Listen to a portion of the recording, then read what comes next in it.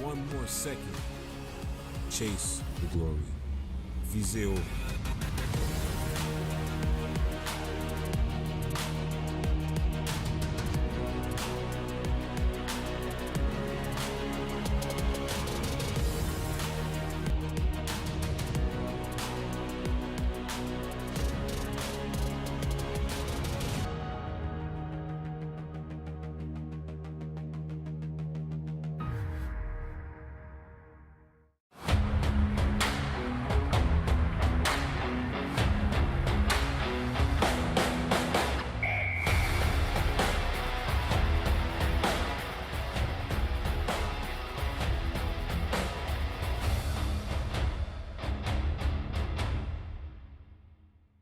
Sports on CBC, presented by Sport à Radio-Canada, une présentation du gouvernement du Canada, the Government of Canada.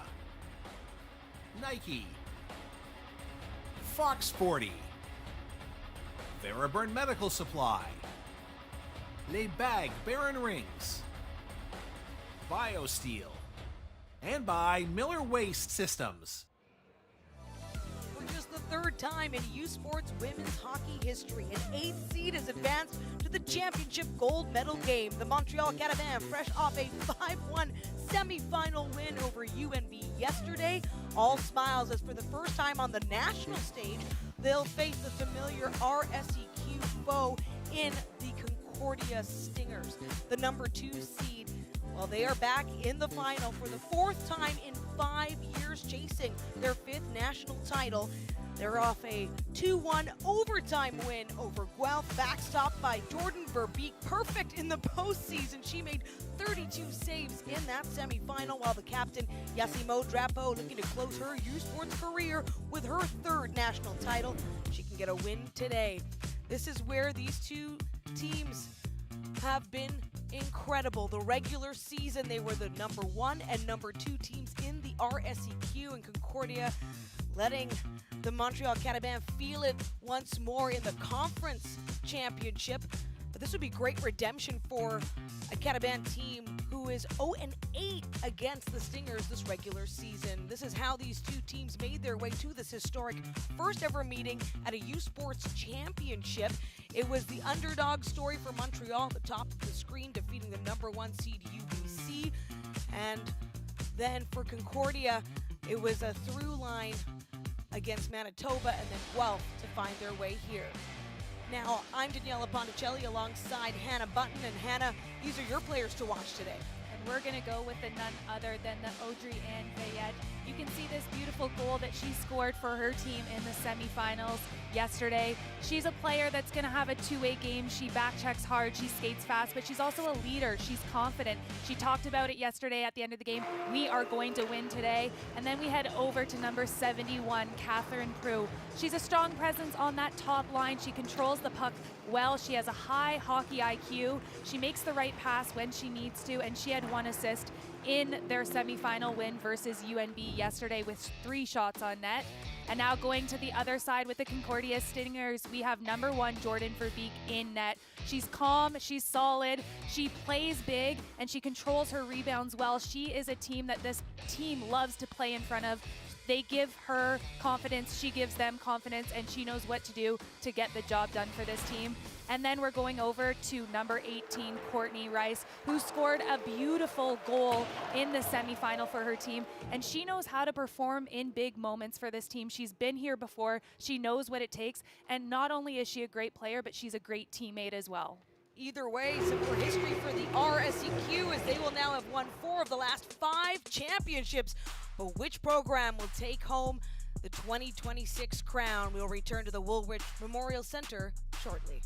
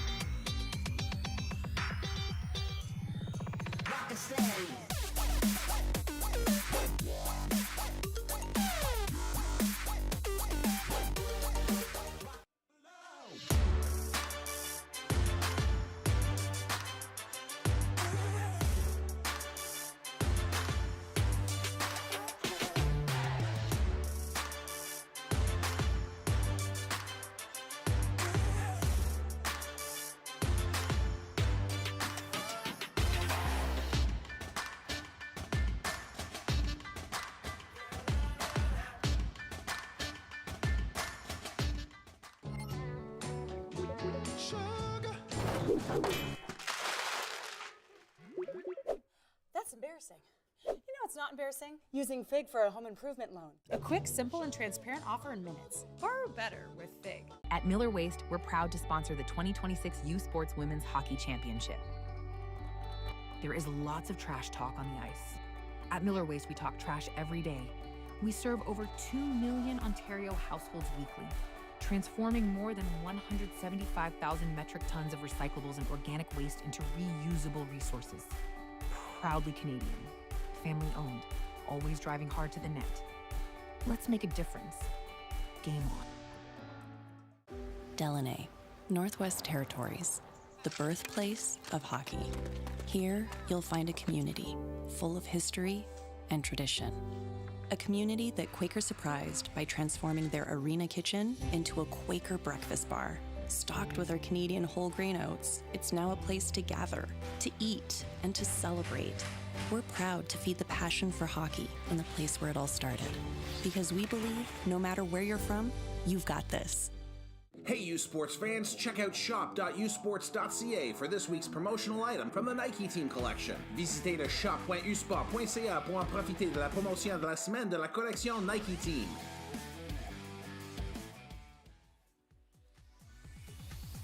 Welcome back to the 2026 Miller Waste Systems U Sports Women's Hockey Championship as we get set for the gold medal game between Montreal and Concordia. And while these two know each other very well in the RSEQ, this is their first ever meeting at a Nationals and the first time, of course, in the finals.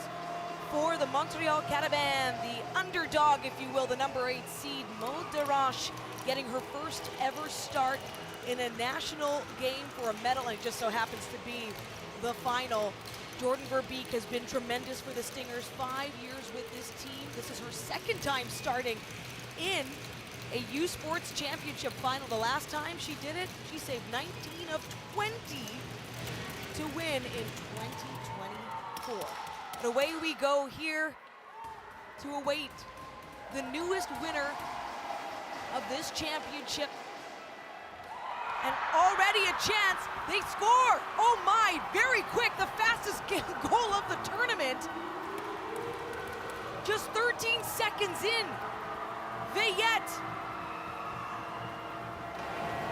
Julie Chu saying, hold on here, calming things down for her bench, but we'll have another look for Verbeek playing the puck. And one thing about this goalie is she loves to play the puck, and she does so. She's been doing it all tournament. Just a little bit of a mishap, and it goes right to the front of the net and through that 5-hole. Definitely a goal that she's going to want back. But Julie Chu saying, stay on the ice. You guys know what to do. We trust you. No big deal. Let's go get one. So Adrienne Veillette, who scored the last goal for the Carabins, an empty netter. She had 2 goals in that semifinal as a quick play by Thibault looking to chip it past Desroches. And we're getting chippy. These teams know each other so well, Hannah. They know each other so well. They've played 10 times throughout this season. Concordia coming out on top in all 10 of those matches, but that doesn't matter here today. It's a one game. Who's going to be the national championship? You can see that tensions are already rising. These are two teams. They compete for the same players. Their recruitment is similar, so it's going to be a fun game today. And Veillette post-game said, we're going to win. Well, that's certainly the start you want out of it. Big goal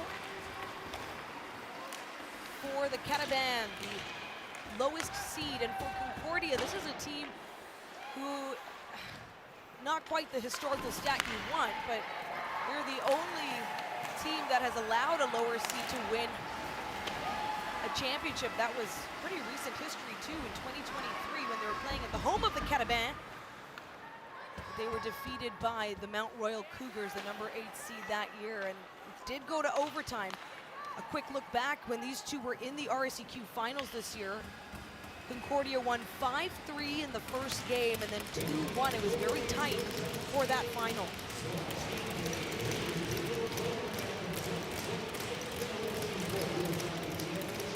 Veillette now her 3rd goal of the tournament.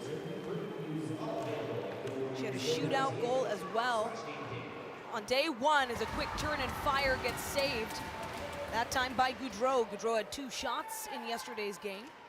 And both these teams needed extra time in at least one of their games here in Elmira, Ontario. So very even when you look at, you have one game in regulation, and then for the Carabins, they needed a shootout win. For Concordia, they were able to put it away in that form for overtime yesterday. Yeah, they definitely have had similar paths to get to this game today. One thing I'm going to mention is both goalies looking so calm right now, especially DeRoche. And you see Julie Chu, she's still got a smile on her face. She's light on the bench. She needs to have that poise, that composure for her team to show that on the ice. This is a team that has trailed in championships before. They have 4 national titles to their credit. And that play will draw the whistle. An easy tripping call will send Concordia to the box, and that gives the Carabins, already with a lead, a chance on the power play. And you can see Kate Furlong just getting her stick in on the Carabin player in the middle of the ice. Obviously not a penalty that you want to take while you're forechecking, but sometimes it happens. The refs have to call that one. So the first goal of the game came a minute 13 in. We're now just shy of the 3-minute mark, and we see our first power play of the game. And the Carabins do have a leg up here. They have a power play goal scored. However, that one's scored by Juliette Roland, who is not in the lineup, and that is a big loss for this team. Roland, who had the game-winning goal on the power play yesterday, and also scored an equalizer to force the quarterfinal overtime. Quick play by the Carabins. Verbeek watching. Puck is kept out of the net. Net's off anyway, so that whistle has to go, but obviously the Carabins, they want to get on loose pucks. Jordan Verbeek, she's letting a few rebounds out right now. She's obviously getting that first goal so early in the game. She's got to get a feel for that puck, doesn't quite have it there, can't hold on to it, so she's going to have to get her feet under her for this game. Still a minute 28 on the power play. Carabins getting to work, off the draw, shot through distance, another chance. Verbeek trying to track it. It's in close, she covers.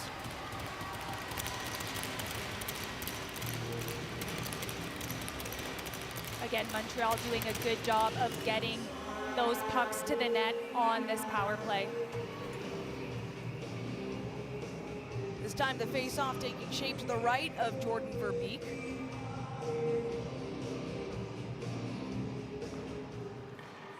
And a quick play to the net once more. That one high on the side by Salem. Salem, who's been terrific at the face-off dot, carrying a 50% efficiency throughout the 2 games, and that's been tough. And Concordia has struggled at the dot too, despite being a very dominant team.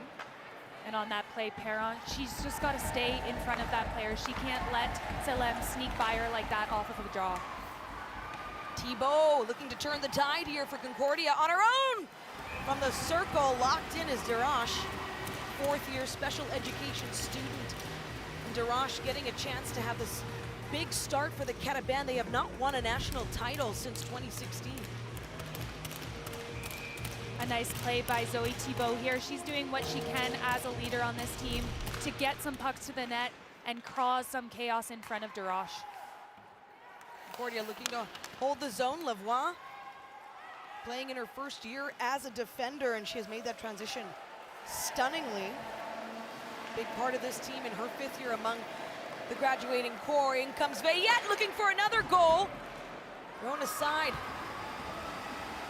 I had said that that was the fastest goal scored in the tournament. It actually wasn't. There was a goal scored just 55 seconds in. That was in the quarters, but in a championship game, getting that fast start, Hannah, what does that mean? Yeah, obviously this team, they need momentum. They want momentum in this game. They're the underdog. They know that. They knew that going in. That's the exact way that you want to start. You want to put Concordia on their heels, and that's exactly what they did, getting that early goal.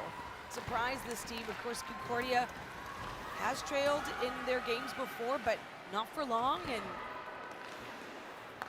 they've enjoyed so much success. Just 2 losses in the season. 22-2-0, and they were 4-0 in the playoffs. Jordan Verbeek, who's in net, has only ever lost 3 regular season games in her career. She did allow one the last time her team won a title. In 2024, they won 3-1 against Toronto. That was in Saskatoon. You can can definitely see emotions starting to flare up a little bit. It's only 4 and 15 seconds into this game, and the emotions are coming. These programs, they know each other. There's going to be that rivalry, and that's exactly what they're going to do. They're going to try and get under each other's skin. And Isabelle Leclerc has been there for every meeting between these two in the RSEQ. So this is big for a head coach of the Carabins who's been there for 16 seasons. She has never witnessed this. There's always history to be made. Montreal has actually been a lower seed and made it to the finals previously. In fact, it was their first ever finals appearance, but that was when there were only 6 teams in the tournament. In come the Carabins! Once more, they throw it to the near corner though. Set up. Laforge at the point. Trying to play it ahead for Lesage. Dealing with the adversity of an injury to Juliette Roland yesterday, who was watching on but not playing. Perron trying to set up net front. Take the eyes away. She got a touch on the puck. A great crowd inside the Woolwich Memorial Centre in Elmira, Ontario. Back-to-back years that the University of Waterloo has played host. Waterloo closing out their tournament, defeated in the consolation final by the #1 seed UBC, and it was UBC that the Montreal Carabins needed to defeat to get there. In she comes! What a play by Tthe! Solid defense from the Stingers to essentially collapse on #10. You see all 3 of them coming back, trying to help out Verbeek there in that situation. We expected a physical game. We're seeing that early here, and another whistle.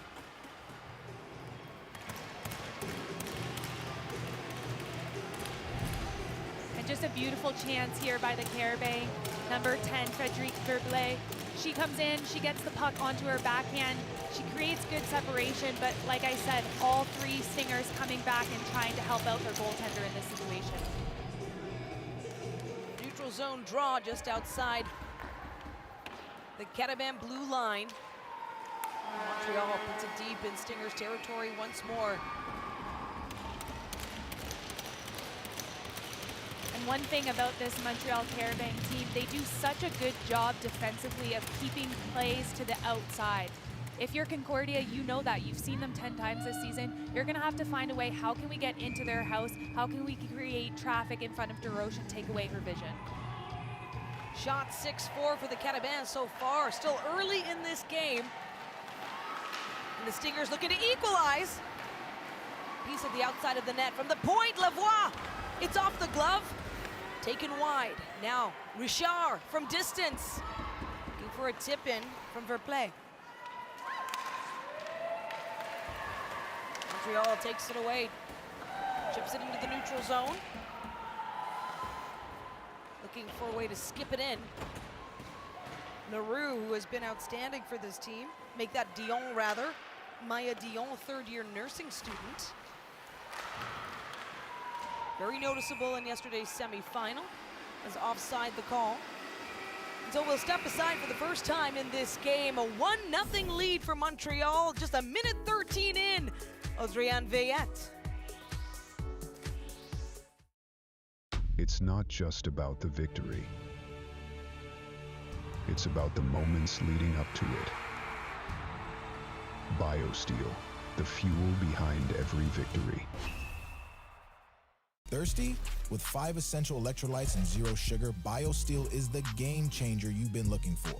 All of the good stuff with no extras and no gimmicks, just clean, healthy hydration. Trusted by pro athletes since 2009. Steel sharpens steel. When the world feels off course, Waterloo is on it. We step up to the challenge and take the lead.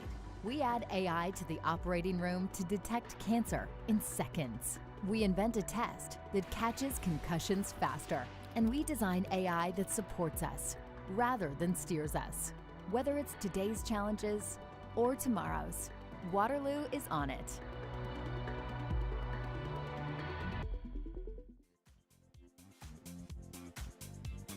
And the Montreal Carabins with a huge miss in their lineup, number 4, Juliette Rollon, who was injured in the semifinal yesterday, and just an unfortunate hockey play where it seems like she loses her footing a little bit, heads into the boards quite hard. Looks like it's a shoulder injury for this player. She had goals in both of the games leading up into this final. There she is in the stands. She's going to be cheering on her team. Her team's going to be wanting to compete for her, especially when you're missing such an important piece of your puzzle. You know she wants to be out on the ice in the final, but without her, they wouldn't even be in this game when you consider the power play goal she had yesterday ended up being the eventual game winner in what is still the most dominant game here on the championship bracket side. The consolation final got a little bit out of hand, 7 goals by UBC in that one, but a 5-1 win for the Carabins. 2 of those were empty netters, but still an incredible effort against a really strong UNV Reds team, who, by the way, congratulations to them, earned bronze earlier, their first ever medal as a program, the U Sports Women's Hockey Championship. They won that over Guelph 2-1, a very tight game. All 3 goals scored in the first period. Not sure what we expect in this one. I do expect, though, Hannah, a very tight game between these two. The parity in this tournament has been fantastic. Verbeek playing it once more. That's how she got in trouble the first time. Helped out by Thibault here. Flips it to center, but Lesage trying to put it back in the Stinger zone. Not quite. Lucier sends it around.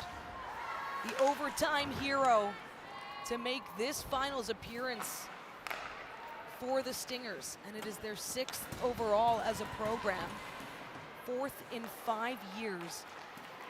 And that has been certainly the Julie Chu effect. We heard Anastasia Busis talk about it pre-game. Julie Chu joining this program in 2017, and since then it's just been remarkable. RSEQ Coach of the Year as well this year. Yeah, she's one, we've said it before, but the players just love to play for her. She's so calm, cool, and collected. I love her attitude after they score that early goal. She says, stay out there. You guys know what to do. We have done this before. We've been in this situation before. And we welcome in our viewers on CBC. Montreal up 1-0 early here in this gold medal game. They are the number 8 seed, taking on the number 2 seed Concordia Stingers, and that goal scored just a minute 13 in by Audrienne Veillette, who has been an absolute star for this team. Her 3rd goal of the tournament after 2 yesterday.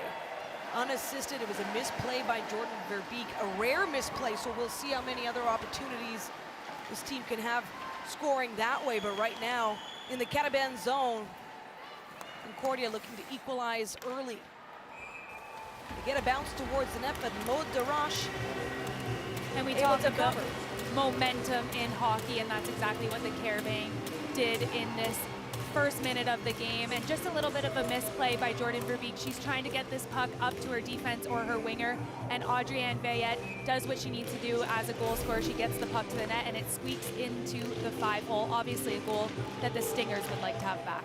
She very confidently said at the end of the semifinal, we are going to win tomorrow, which is now this very game that's being played out inside the Woolwich Memorial Centre in Elmira, Ontario. Daniela Ponticelli alongside Hannah Bunton and Carissa Duncan ringside for this gold medal game. The Stingers, a team that have been outshot as well in this tournament. In fact, they were outshot in their semifinal 33-30, a game that went to overtime, an extra 5 minutes, 42 seconds. Overtime structure is different for this gold medal game, but we'll get to that if needed.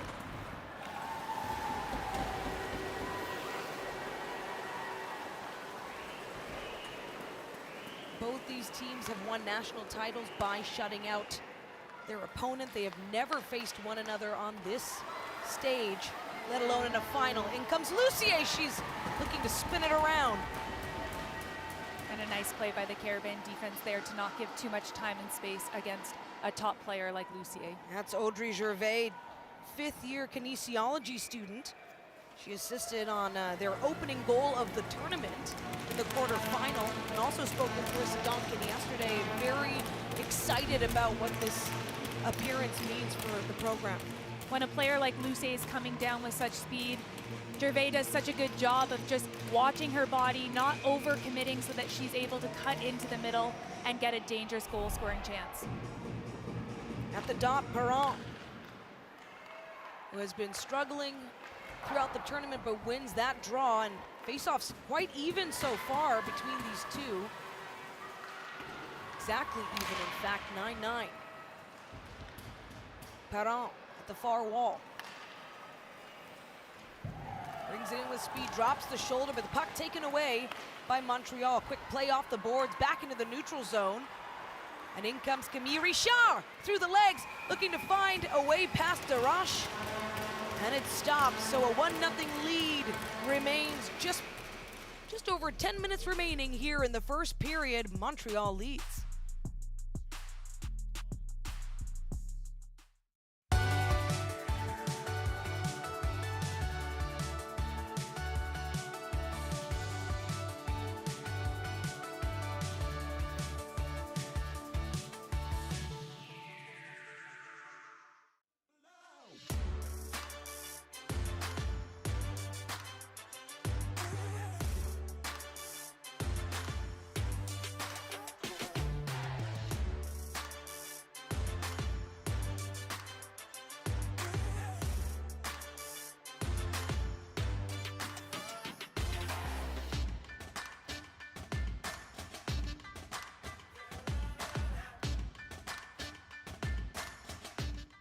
Hey you sports fans, check out shop.usports.ca for this week's promotional item from the Nike Team collection. Visitez le shop.usport.ca pour en profiter de la promotion de la semaine de la collection Nike Team.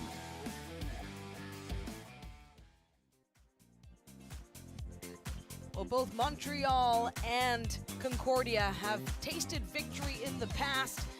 And for Concordia, it's been 4 national titles. They're looking to stand alone in second place if they can get their 5th, while Montreal looking for their 3rd. And those 2 Montreal wins were part of an impressive stretch for this program, Hannah. Between 2012 and 2018, they had 6 medals in 7 years. And the only time they didn't medal, they weren't even in the competition. They weren't even in the tournament.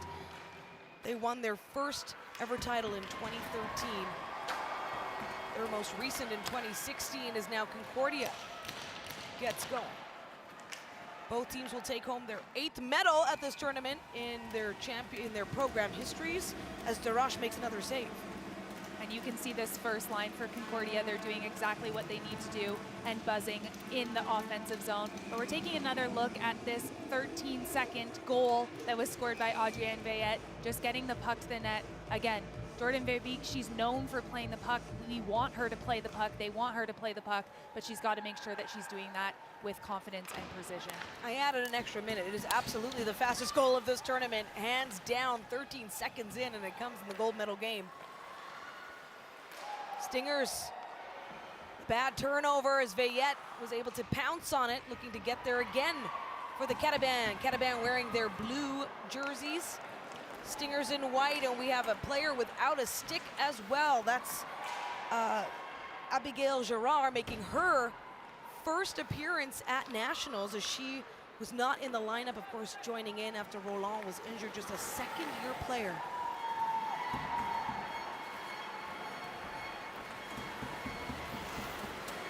Concordia throws it deep into the offensive zone, looking to sneak in on the near side.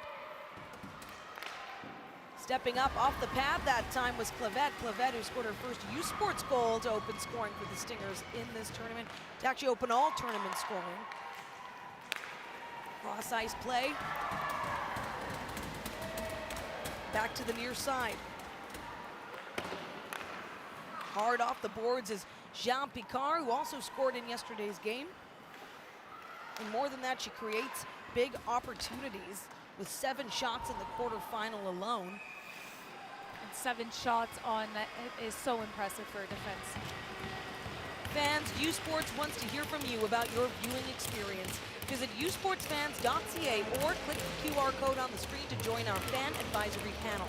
Tell us about yourself and help shape future championship broadcasts by giving us your feedback for your chance to win prizes. shots, 8-6 for Concordia. Make that 9-6 as they look to get another chance towards the net.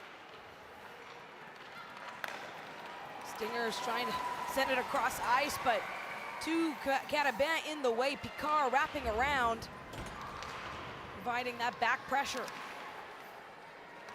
Along the far wall, just out of reach as Montour was looking to go for it.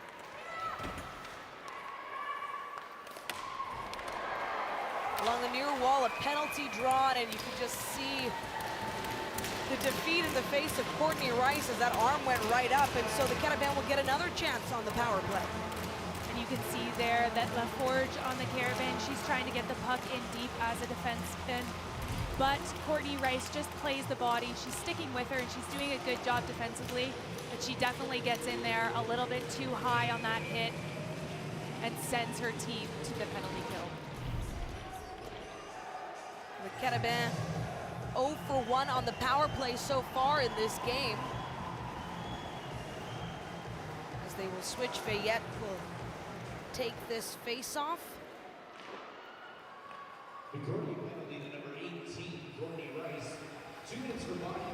So a body checking call on Rice. Rice, who scored a very important goal. It was the equalizer for the Stingers to even have the hope to take it to overtime and win their semifinal. Veillette now looking to quarterback this power play. Kellyanne Laforge. Prue sends it down low and in the slot. Kick save by Verbeek.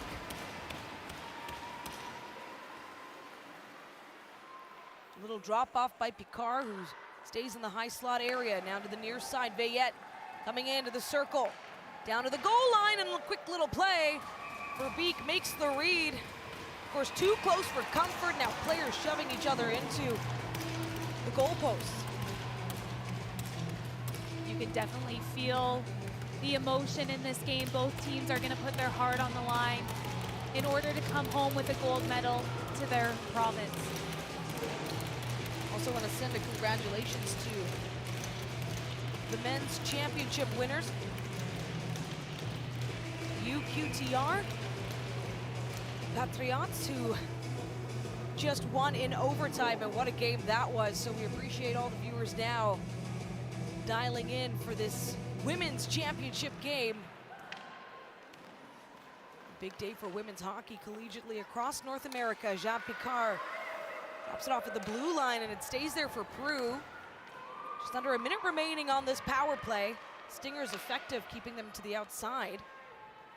Yeah, and Drapeau does a good job just taking them to the outside, taking away that time and space.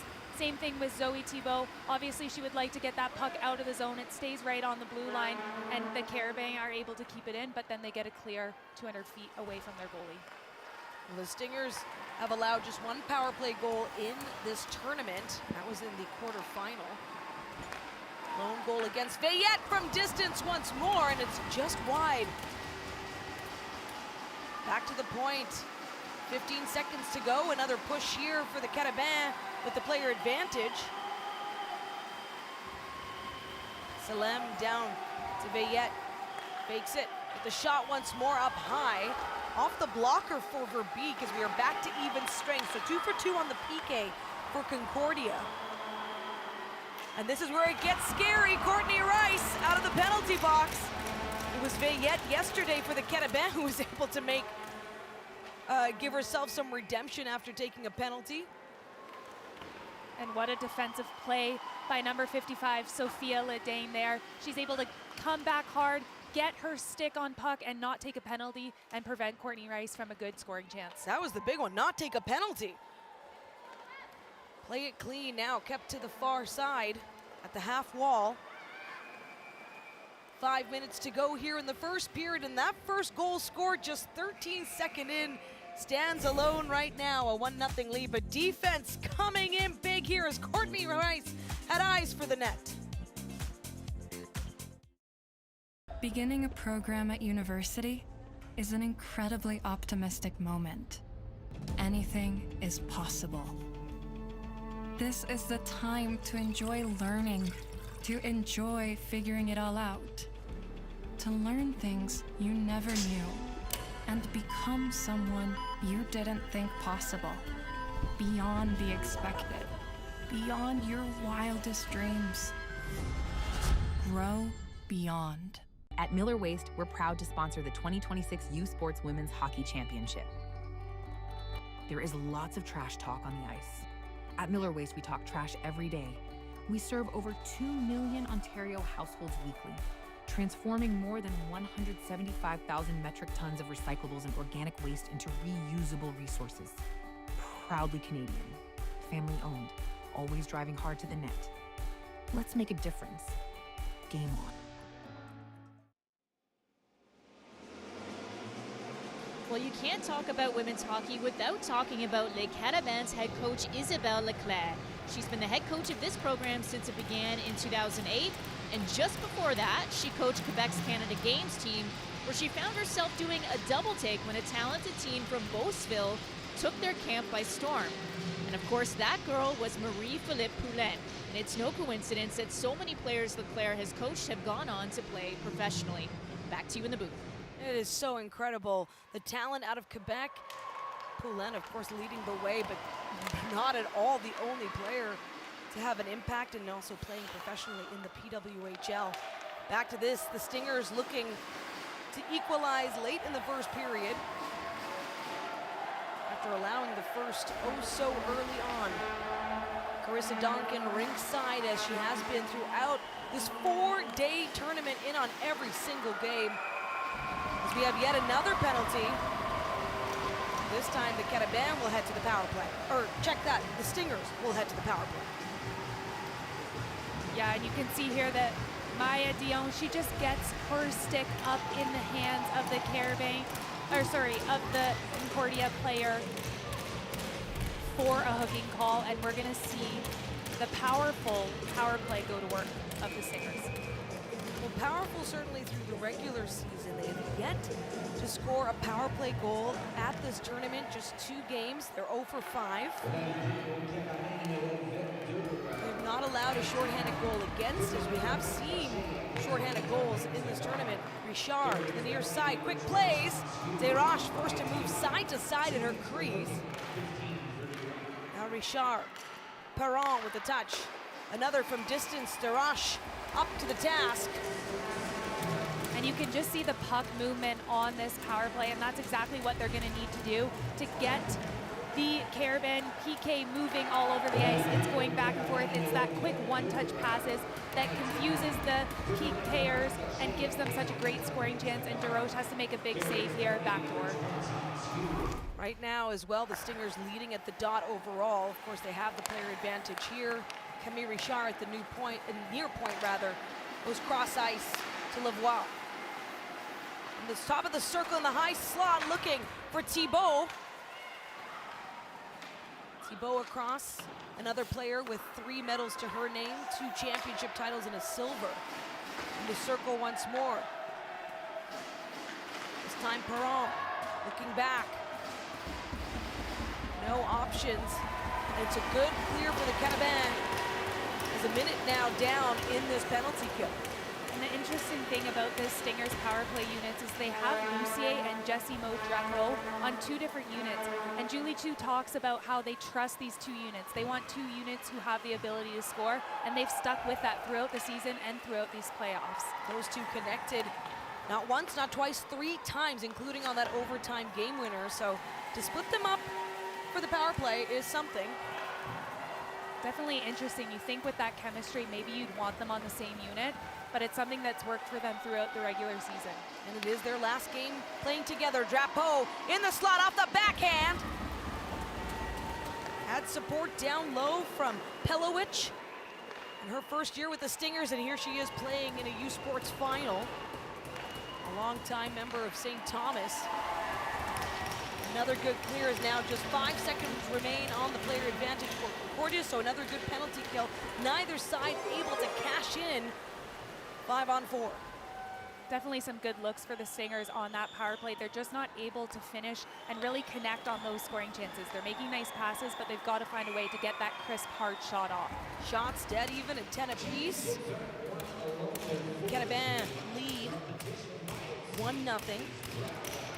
And also consider the blocked shots. So while the shots are tied, Montreal right now with 7 blocked shots to their credit, so keeping it away from their netminder.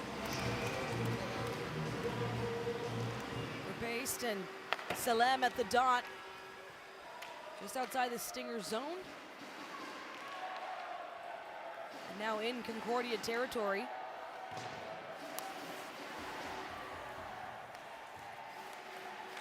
Quick play up, and Concordia made it to the bronze medal game last year, and they were defeated. Courtney Rice trying to bring it in, so they could have had even more consecutive medals to their name, and you can bet that this is redemption for them off the pad, as both programs will take home their 8th medals in this tournament today. Bayette looks back,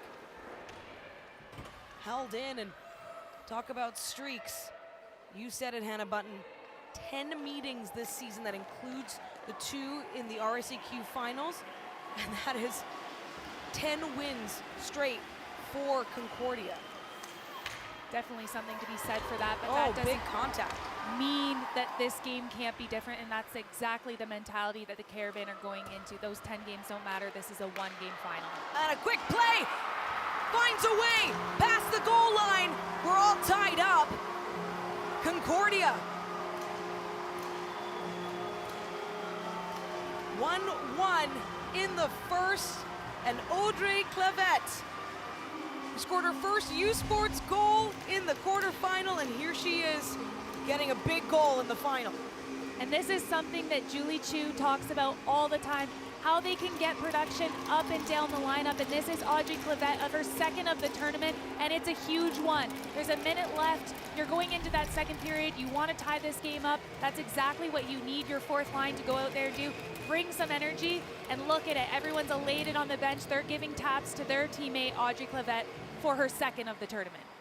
Assisted by Kate Furlong and Juliette Leroux. Leroux, an impressive rookie, having a tremendous season, and to be able to get in on that goal here in the gold medal game, an important one to equalize before heading into the locker room, as we are now in the final minute, and an impressive save by Darash. Oh my! What could have been a disastrous misplay to give the lead to Concordia. She's able to recover. It's always helpful when these goalies, they come out to play the puck. It helps with your breakouts, but you've got to be sure, if you're coming out of your net, you've got to be sure you're able to stop that puck, make a nice pass to your defenseman, because there's almost another mishap with the goaltender of the Carabins there. And still 48 seconds to go in the first period. The Stingers looking to pile on late in the first. Another chance, back door, and she gets it. The Stingers take the lead. 2-1, and it's Emily Lavoie. Emily Lavoie, she just hounds the puck. She's a defense person coming in and making that play, but she knows how to score goals. She's played forward her entire life, and this is a set play off the faceoff. We know that D's coming around. She does a good job. Zoe Thibault, Lucier, they're battling in front, and then none other than Emily Lavoie picks up that rebound and puts the 2nd goal on the board for the Concordia Stingers. She had the space. Darash completely screened by her own players and, of course, a number of other Stingers, and suddenly it's a 2-1 lead for Concordia after giving up that first goal just 13 seconds in. Lavoie with her first goal of the tournament, 2nd point. She had an assist earlier. And there's still time for the Stingers to get another shot, although what a heavy contact, as Tthe was involved with that for the Carabins. Right now, it's Katia Pelowicz just looking to shake that off, make that Naomi Goudreau instead. No penalty on this play, but just a big hit coming into the zone. You see the defender of the Carabins, she's a lot taller than Goudreau there. I think that's maybe what the collision is, but gets up into her mask, and that one's gotta hurt. and she just stops and takes away all the momentum. So 14 seconds remaining, and yet another face-off in the Carabin zone. Thibault at the dot for Concordia. And the Stingers take control. It has been a busy bookend to these periods where the first goal was in the first minute, and then these two by Concordia with less than 2 remaining. And so Emily Lavoise will stand as the go-ahead as these teams head into the locker room. A 2-1 lead for Concordia in this gold medal game.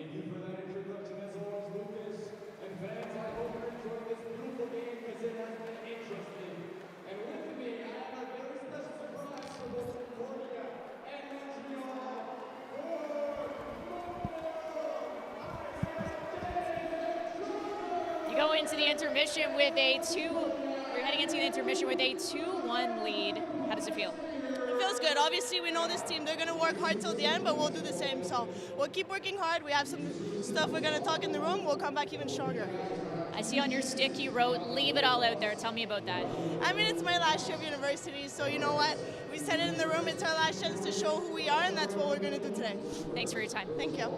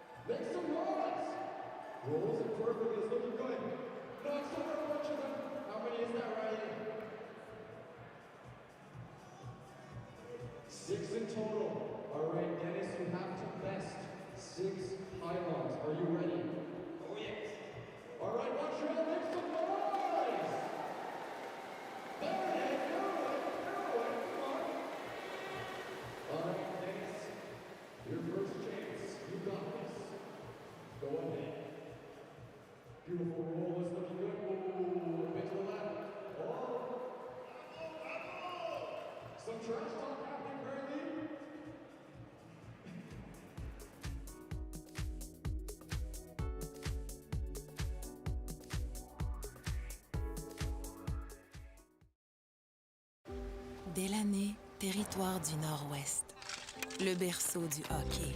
On y trouve une communauté riche en histoire et en tradition que Quaker voulait surprendre avec une toute nouvelle cantine déjeuner Quaker dans son aréna. En plus d'offrir notre avoine canadienne à grains entiers, la cantine est maintenant l'endroit pour se rassembler, manger et célébrer. Nous sommes fiers d'alimenter la passion du hockey dans son village d'origine, parce que peu importe d'où tu viens, t'es capable.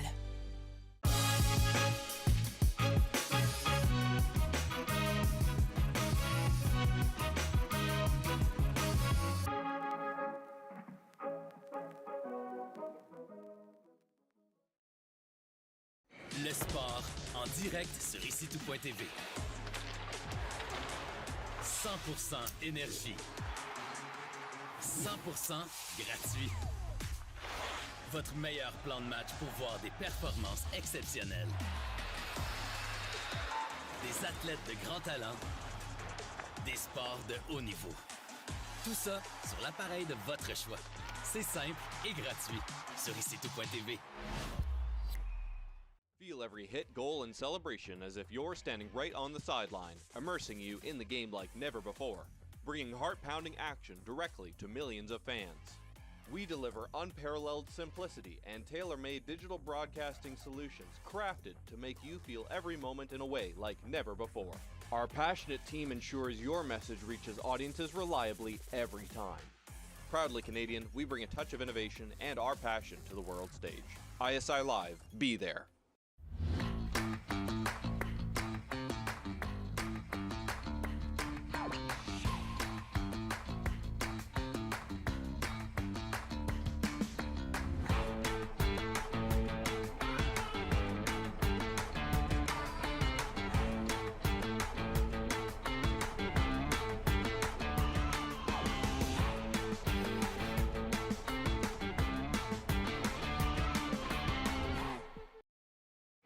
Across Canada, it starts the same way.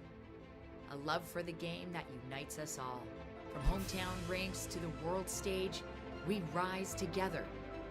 Every stride, every save, every dream, shared by every girl who's ever picked up a stick.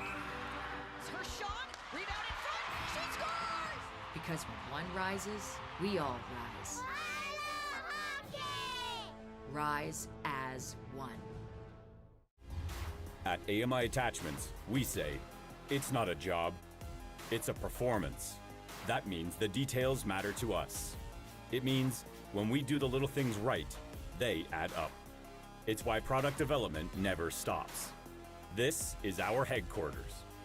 It's home base for everything engineering and product design to automation, fabrication, assembly, and shipping.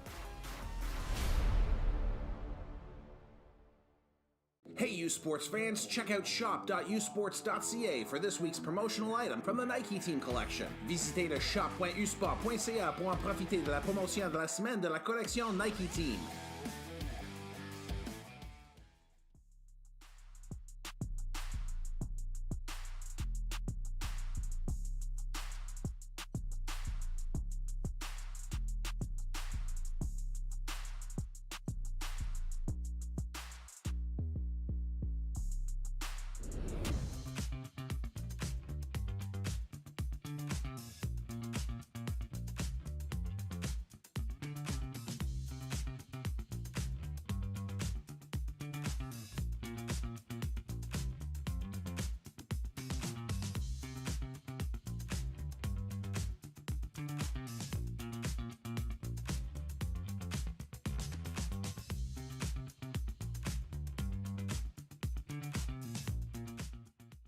Bonjour, je m'appelle Maude Dera, je suis gardienne de but pour les Carabins de l'Université de Montréal.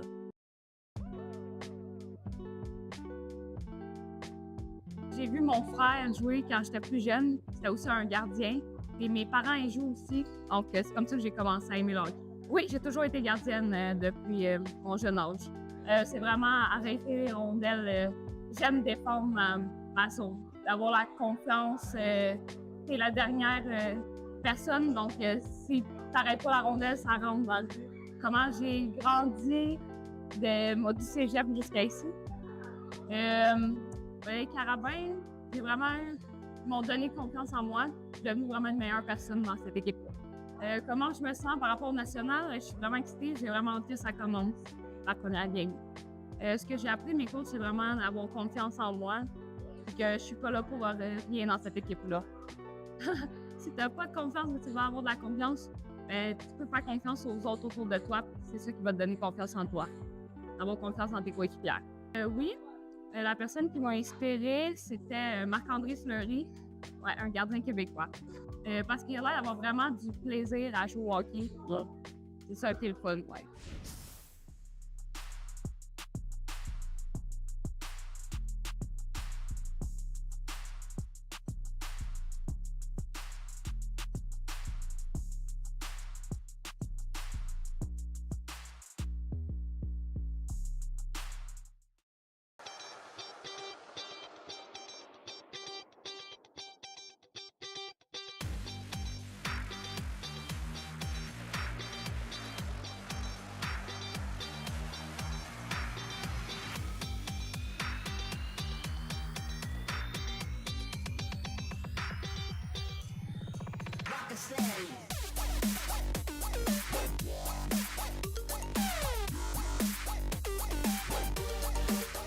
Partout au Canada, c'est une histoire qui se répète, née d'un amour pour un sport qui nous rassemble. Des patinoires du coin à la scène mondiale, nous avançons ensemble, avec chaque foulée, chaque arrêt et chaque rêve qui habite toute fille qui choisit le hockey.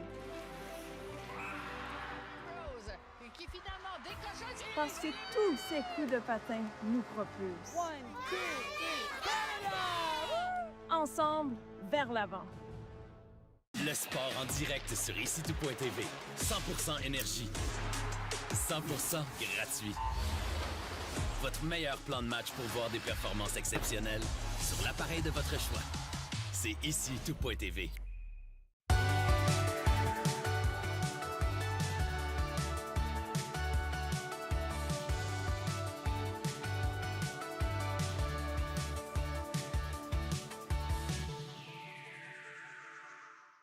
It's not just about the victory. It's about the moments leading up to it. BioSteel, the fuel behind every victory. Thirsty? With 5 essential electrolytes and 0 sugar, BioSteel. Steel, lumber, and technology. We'll be our own best customer, sell more to the world, and take control of our future. It's time to build strong. A message from the Government of Canada. What if Juliet got a second chance at life after Romeo? And Juliet, the riotously funny musical that has critics raving. It's a smash hit and a bona fide phenomenon. And Juliet is non-stop fun. It's joyous, effervescent, and roof-shaking. Every second is a highlight. And Juliet is just that good. And Juliet at Toronto's Royal Alexandra Theatre. Book at mervish.com. With diabetes, progress is knowing how my food choices impact my glucose levels in real time. The new Freestyle Libre 3 Plus is the world's smallest sensor that's easy to use and lets me share results with those I love. Confident choices for more control of my life. For me, this is progress. Ask your doctor today about the Freestyle Libre 3 Plus sensor. Join us for the biggest night in Canadian music. You'll be in good company.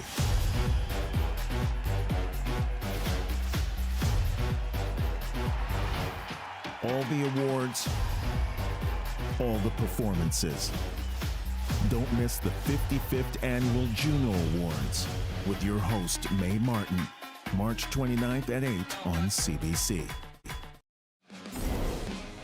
Welcome back. Emily Lavoie made it 2-1 for the Concordia Stingers over UDM, and she's standing by with ringside Carissa Donovan. You go into the intermission with we're heading into the intermission with a 2-1 lead. How does it feel?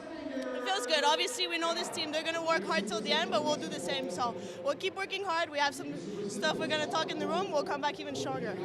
I see on your stick you wrote, leave it all out there. Tell me about that. I mean, it's my last year of university, so you know what? We said it in the room. It's our last chance to show who we are, and that's what we're going to do today. Thanks for your time. Thank you. Thank you. All right, Concordia going in with a lot of momentum, 2-1 into the second. But here we have it. This was the men's championship game that just wrapped up. Of course, it was in overtime. Felix Lafrance scores the winner today. Previously played in the queue for 4 teams. This was his 4th season with UQTR. And what a moment, Jeff. Just unbelievable. Great tip, and he was on the hottest line of the tournament with Charles Baudouin and Connor Fournette. And look at 29 right there. Give him all the medals. Grimard, 43 save performance. And listen, AB, you remember what happened at the end of that third period as well, with everybody poking at the puck, trying to get it in, and 4 or 5 different shots, glorious opportunities. Glorious opportunities for St. Mary's, but it was Grimard that kept that team in. And if he doesn't play the way he does, they're not taking pictures like that. Oh, they silenced that barn immediately. Congratulations to, wow, well, just to him. All right, Felix Lafrance is ringside with Rob Pinso. Thank you very much, Felix. The golden goal. Can you describe what you're feeling right now? Oh, it's unreal, unreal. We worked so hard this year for that. I'm so happy, I'm so happy. This is not the first time this has happened to your family. Your brother has a University Cup golden goal. Now you have a University Cup golden goal. Is this just something you wanted to do just to match him? Not really, but he showed me the way my first 2 years, and now we're national champion. It's unreal. Obviously, it's a whole team effort, but I've got to ask you about your goaltender. He kept you in it in that overtime. Oh yeah, he was so good. He makes, I don't know how many saves he made in the overtime. He's him and Fournette are the real MVP. Times like this, I'm sure there are a lot of people you want to thank. This is your chance. Who do you want to thank? Who are the people to help you get here? Family, you said my brother, he was always there for me. Father, sister, mother, and those guys too, coaches, everything, everybody that helped for that prize. It's unreal, unreal. Go celebrate with your team. Thank you, thank you. Yes, sir. Congratulations, and there'll be another team celebrating in this game very soon. We're heading into the second period. Audrey Clavette, of course, got the Stingers on the board. Don't go anywhere. Second period after this.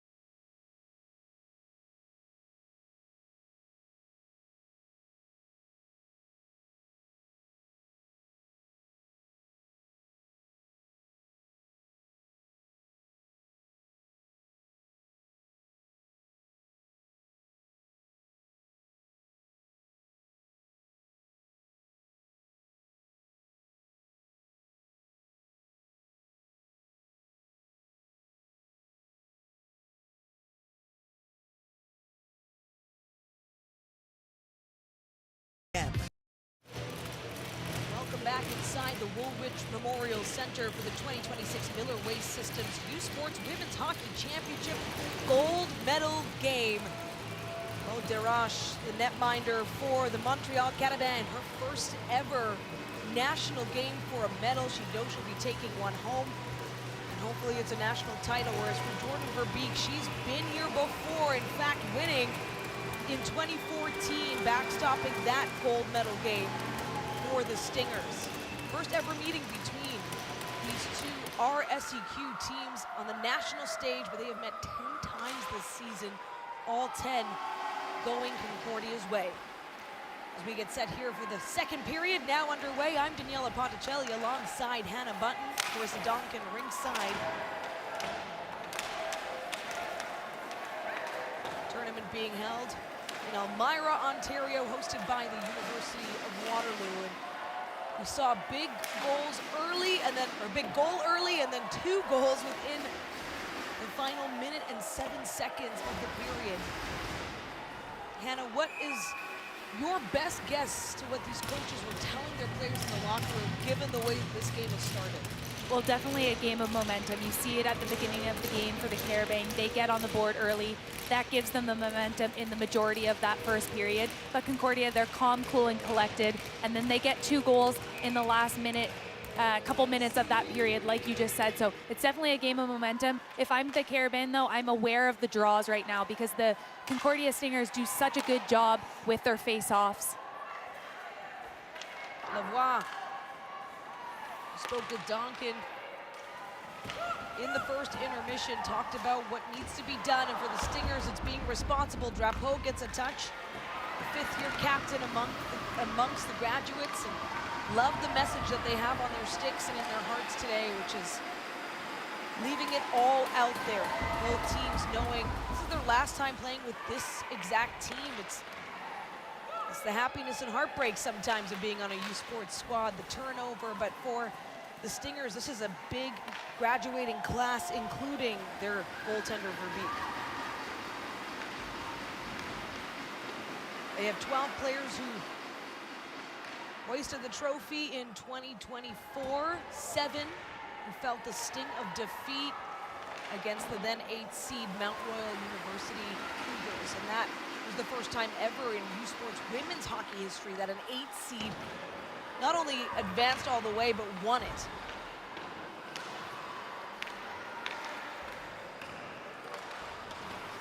Last year, Waterloo was the 8th seed host.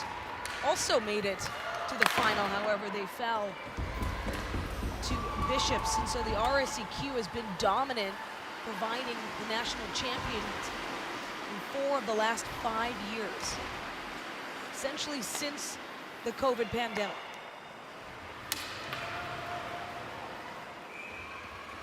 And of course, not the only game in which medals were handed out is the women's bronze medal game. Happiness and history for the UNB Reds as they won 2-1 over Guelph. First time ever medaling at the U Sports Women's Hockey Championship. And you can just see the elation on this team. They're so happy to bring home the first ever medal for this team. And it was just so nice to see them be able to have that success in the bronze medal game. Caitlin Scott scored their first in the bronze medal game, and then Avery Thurston notched the game winner. And for UNB, it was 5 straight trips rather, to the Nationals without a medal, and so really big for that program. We'll be hosting next year as in come the Carabins in the slot. Out the other way is Perron.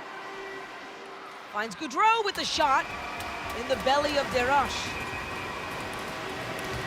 And that's a great opportunity for the Concordia Stingers. They do a good job on the zone entry, kicking that puck out wide so that the F2 is able to drive the net and create a good scoring chance. But the one thing about this Carabin team is they do a great job on the back check. You can see that they're backtracking hard to not give out a grade A scoring chance. The face-off will take shape to the right of Desroches. And look at the Concordia bench, and such impressive play from both of these goaltenders throughout the season to get here. Net front once more, kept out this time. Camille Richard trying to skip it in. 5-hole was open, but Desroches makes the stop. We've talked lots about this Carabin defense, and they do a really great job in front of their net, clogging up that space. But right now, the Stingers are doing a good job of also getting bodies to the net. They knew that going into this game, if they're going to have success against such a great, strong defensive team, they're going to have to sacrifice their body and get to those hard areas of the ice. Concordia also winning at the dot this time. Looked to be controlled by the Carabins, just like that at the blue line, sent in to the offensive zone for the Stingers. Cross ice, a nice feed, a shot, and a save. We have even more contact this time. Lucier taken down. Sophie Ledon, the big body in blue for the Carabins, standing at 5'8". And you can just see the vision from Jessie Maud-Drapeau to get this puck all the way east to west across the ice, make Maud Desroches get over that center line and make a good save. Shots 22-11 here in the second period. That's 5 additional shots for the Stingers to start this middle frame, and none so far for the Carabins. Team on their heels and in their own zone. Playing it ahead into neutral territory. Drapeau makes a play behind her. Laloche gets a stick on it. Now Veillette unable to stay in the zone. Looking up once more. Lesage enters. Held up along the near boards. Leroux for Concordia. Springs the puck free. Kept in at the blue line by Veillette. PWHL draft pick Adrienne Veillette, who's also played in Europe and returned mid-season, helping this team make a national final for the first time since 2016. And what a game that was, an 8-0 win. It still stands as the largest margin of victory in a finals. U Sports Women's Hockey, they defeated UBC. Another save, that time in close. What an effort by Montour. And another, this time in the circle. Players on their knees still trying to make the shot, Hannah. And you can just see the desperation in both of these teams. They're trying to protect that house. They're trying to protect their goalies. They're throwing their bodies around, and block shots are going to be huge in a championship game like this. And they have been big so far, those block shots, 8-5. Carabin having to do most of the work getting in the lane. Now the Stingers with eyes for the net, across. They don't connect on the pass, but send it down deep again. Desroches, quite far out of her crease. Concordia gets a stick on it for pace. At the far point, held up. The convergence of Carabin. And that second line working well together there. You see Pelowich trying to look cross ice to Verplay, almost connects on that 2-on-1 to put them up 3-1 in this game.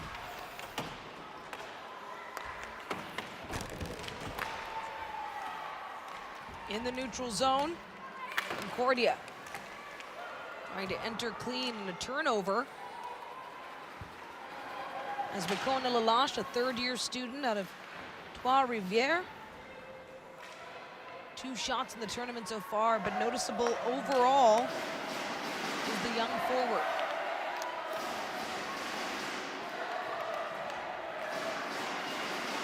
Great crowd inside the Woolwich Memorial Centre.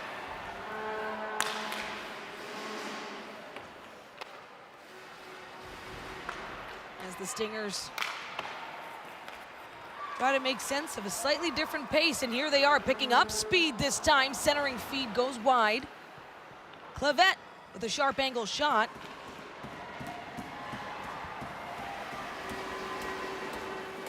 At the far wall, off the skate, Lavoie settles it back for Concordia. Off the boards, in deep, trying to get in on the chase. Now Lexi Bettier from Calgary, Alberta along the boards. Clavette to the point now. Drapeau patient with the shot up high. Desroches with a save.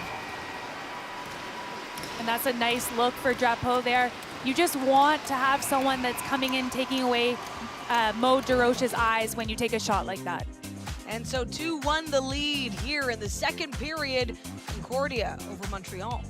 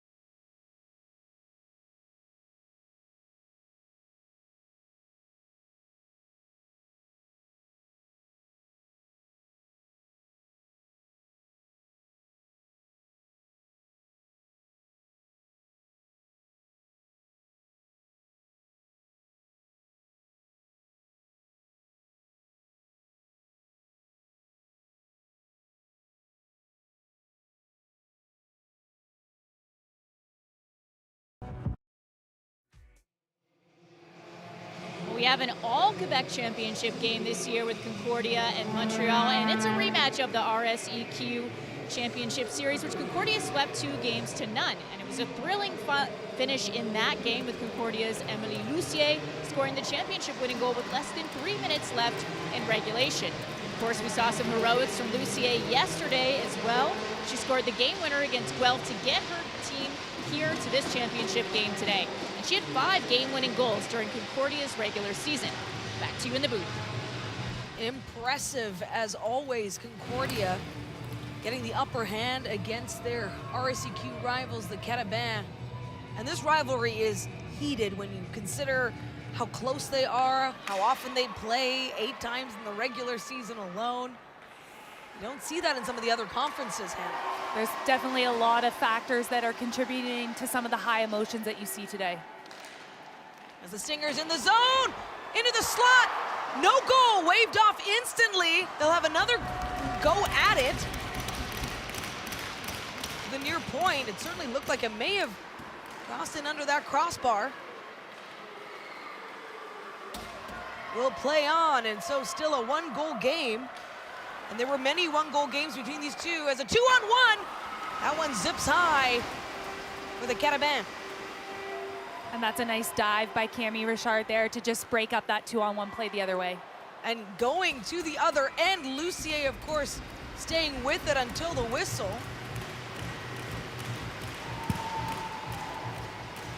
You can definitely see these Concordia Stingers just being all over and attacking the net. I know that that's what their game plan was going into this game. How can we get in on this team? How can we create chaos in front of the net? And that's exactly what they're doing. And this top line of Lucier, Thibault, and Dressy Mode Drapeau are just creating so much chaos and confusion for the Carabins defense. Well, the fewest goals that Concordia put against Montreal this season in those 10 meetings, that includes the 2 in the postseason, was 2. One was a shutout, 2-0, and then of course that 2-1 tight final, as it is right now. Well, the world is coming to London, Ontario this summer. Don't miss the 2026 FISU World University Rowing Championships, August 13th to 15th. It's in partnership with Western University, Rowing Canada, and Tourism London. For more information, visit rowing2026.fisu.net. Fantastic championship taking place in the summer. Right now, though, closing out women's hockey season. The men wound down, UQTR defeating St. Mary's 3-2 in overtime just before this in Halifax. That was also an 8-seed underdog story for the host St. Mary's. However, they couldn't complete, or rather they couldn't win the gold in the end. At the point this time, another chance for the Carabins. The far point from distance, looking to set up 2 players in front of Verbeek. Stingers on the chase.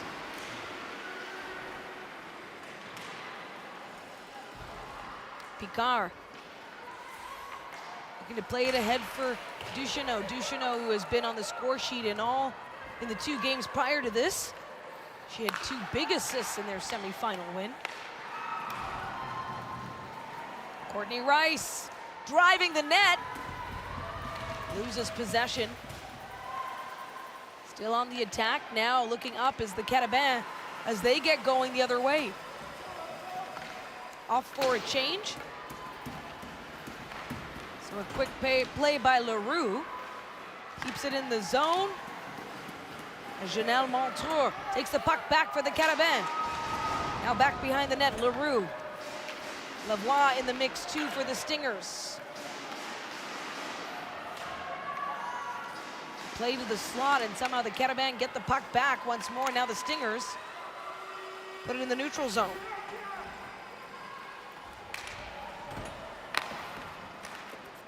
A very different pace to this period than what we saw in the first, Hannah.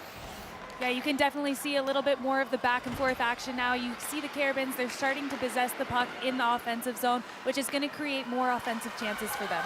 Here comes Tthe from an angle, looking to jump on the rebound once more, this time with support. Couture helping her out. Looking for space is Alice Quentin.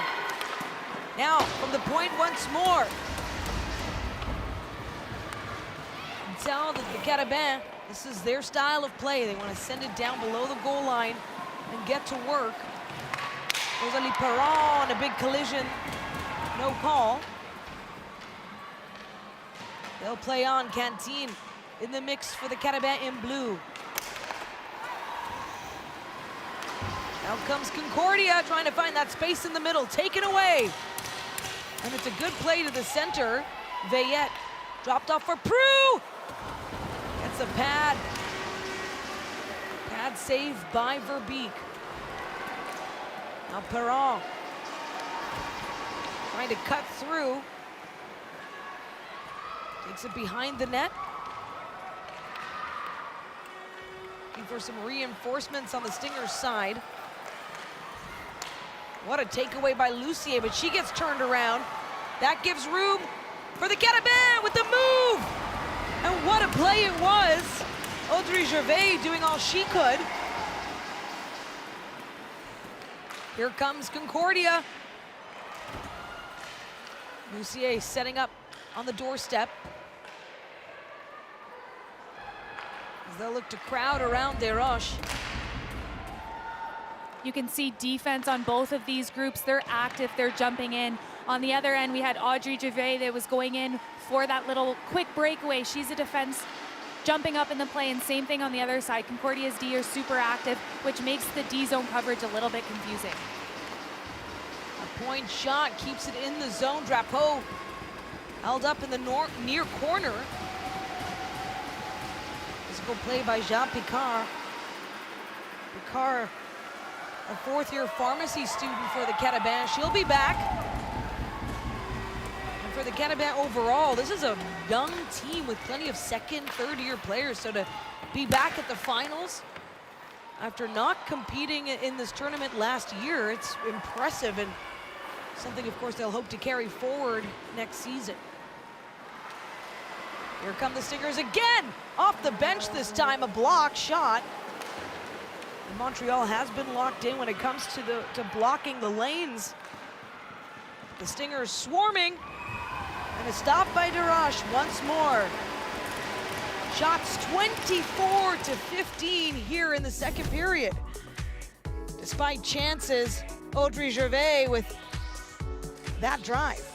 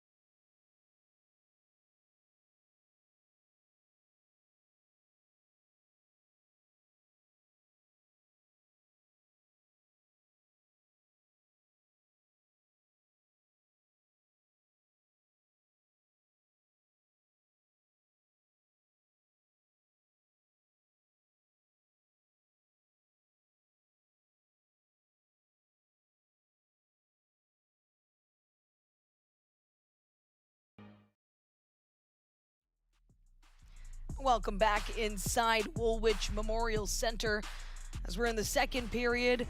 The Concordia Stingers, the number 2 seed entering the 2026 Miller Waste U Sports Women's Hockey Championship, leading the Montreal Carabins 2-1. All 3 goals in the first period. And right now in the second, it really is the Stingers in control. You see head coach for Montreal, Isabelle Leclerc, having a word with her team. They take this defensive draw, they win it, and Kellyanne Laforge gets on the move. A 3-on-2 developing. Laforge with the shot blocked. A sliding play by the Stingers. Still in the zone. Only fans on the pass.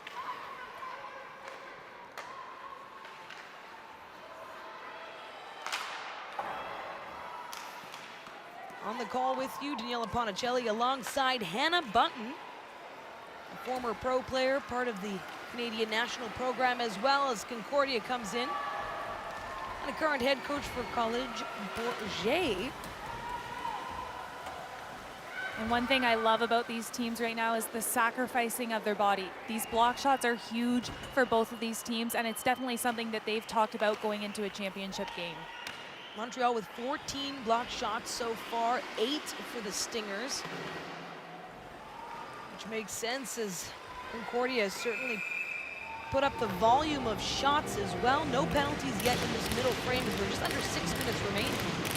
You can definitely see the emotions in this game. These two teams, they've known each other all season long. Obviously, Concordia has come out on 10 of those times, 10 out of 10. But Montreal, they've done such a good job to get to this point in the tournament, so they have that confidence that they know what it takes to beat high-ranked teams. The most goals that the Carabins have been able to put on Concordia this season are 3, and they'll need at least that to win this game. Drapeau looking to play it to the middle, held in the zone. Thibault looking for the captain once more. Montreal in blue. trying to work it out of their own end. Along the boards, Thibault, the nice play to the middle, but no one to support. Lucier now in on the hunt. Picard plays it ahead, gives time for the Carabins to change. And Lavoie with a stretch feed, gets Concordia into the zone again. Boudreau now through distance and a big block. Nowhere near the net of Desroches. Carabin will fire that at distance as well to set up the face-off when we return in the Concordia zone. Right now, the Stingers, the 2-1 lead. Are you ready to sleep all night long?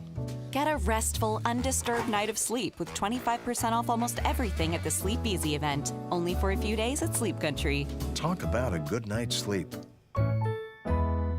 As a mother, my first priority is my children's health. But we live in a world that reacts to illness instead of preventing it. About 1 in 3 Canadian children is overweight, and child obesity rates have more than tripled in just 1 generation. The reality is, many of these cases could have been prevented. And as a mother, that reality hits close to home. Join me in taking preventative steps today to help protect our children's health tomorrow. Learn more at illumi.health. New Mr. Clean Magic Erasers make impossible possible. Just wet and squeeze and effortlessly cut through 100% of dirt, grease, and grime. So this is 100% possible. They're upgraded and last 2 times longer to tackle more messes. It's not just clean, it's Mr. Clean. In the second period of the gold medal final, the 2026 Miller Waste Systems U Sports Women's Hockey Championship, an all-Quebec final it is between the Montreal Carabins in blue and the Concordia Stingers wearing their whites with maroon and gold trim. And this is a team with an outstanding history, great support on the bench. All 3 goals so far in this game, though, coming in the first period. The very first scored in 13 seconds by Audriane Veillette for Montreal, but then goals just 26 seconds apart in the final minute of the opening frame for Concordia as they look to add on in the second. Lexi Bettier was getting to work. The Carabins trying to play it to the middle for Duchesneau, and you can understandably see why they would, as Duchesneau has helped lead this team. A goal and 2 assists, and then a shot, and a chance! They score! Oh my! We're all tied up.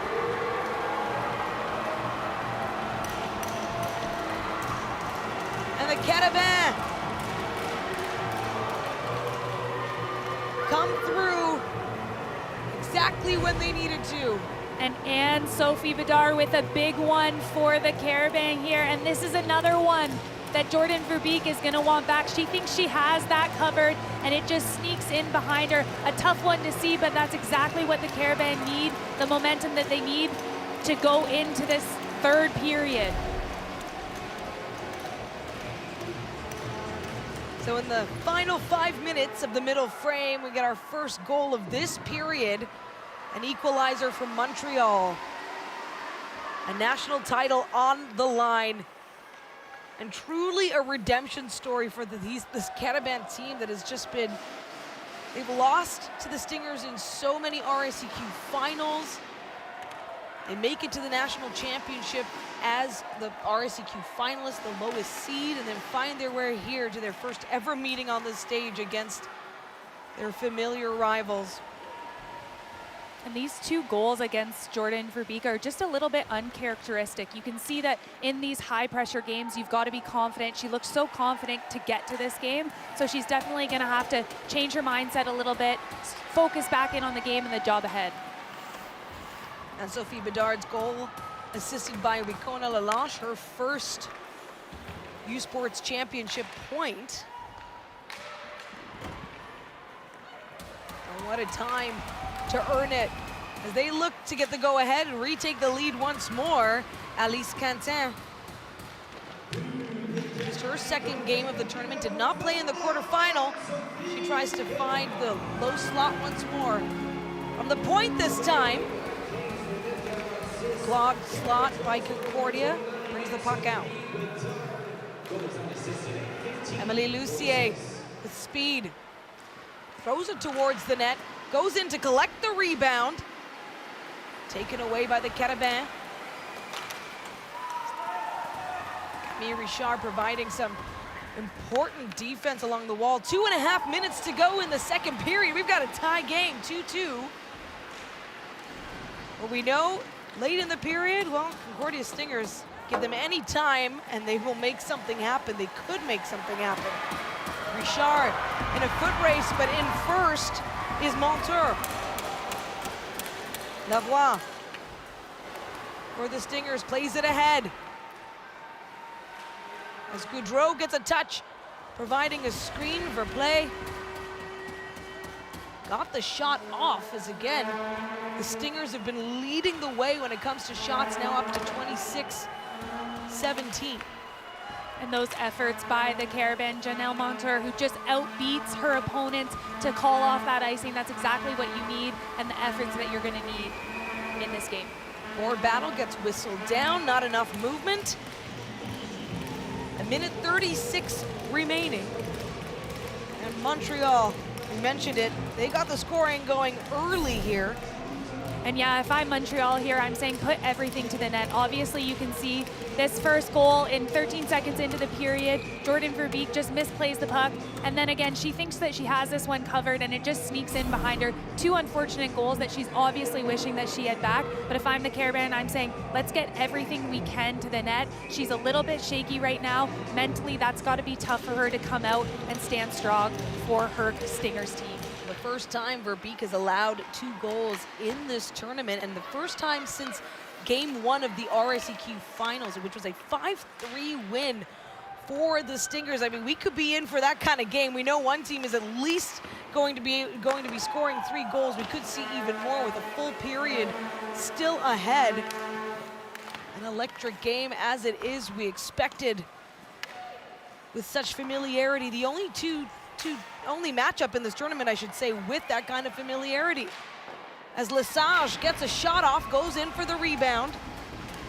Gets taken down net front. Still in the zone, the Carabins. Goudreau with a quick play, finds Perron. We're in the final minute of the second period.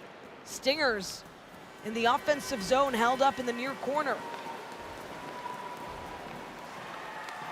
Montreal trying to find some room is Girard. Girard who scored that equalizer. You can definitely see the physicality ramping up in this game as well. The RSEQ is known to be a league that plays physical, and that's happening here today. Lucier, the deceptive shot to the far corner. This is the longest we've seen these two tied in this game as Veillette throws it on net off an angle as well. It was only tied for 26 seconds in the first period. And it will stay that way as the Carabins look for one more shot. They don't get it. 2-2, the score through 40 minutes. And what a game we're in store as we head back to the studio with Anastasia Busis and Jeff Merritt. So after 40 minutes of play, we are all tied up 2-2. Concordia versus the Carabin. Don't go anywhere. We got lots more analysis coming to you right after this. You're watching CBC Sports Presents.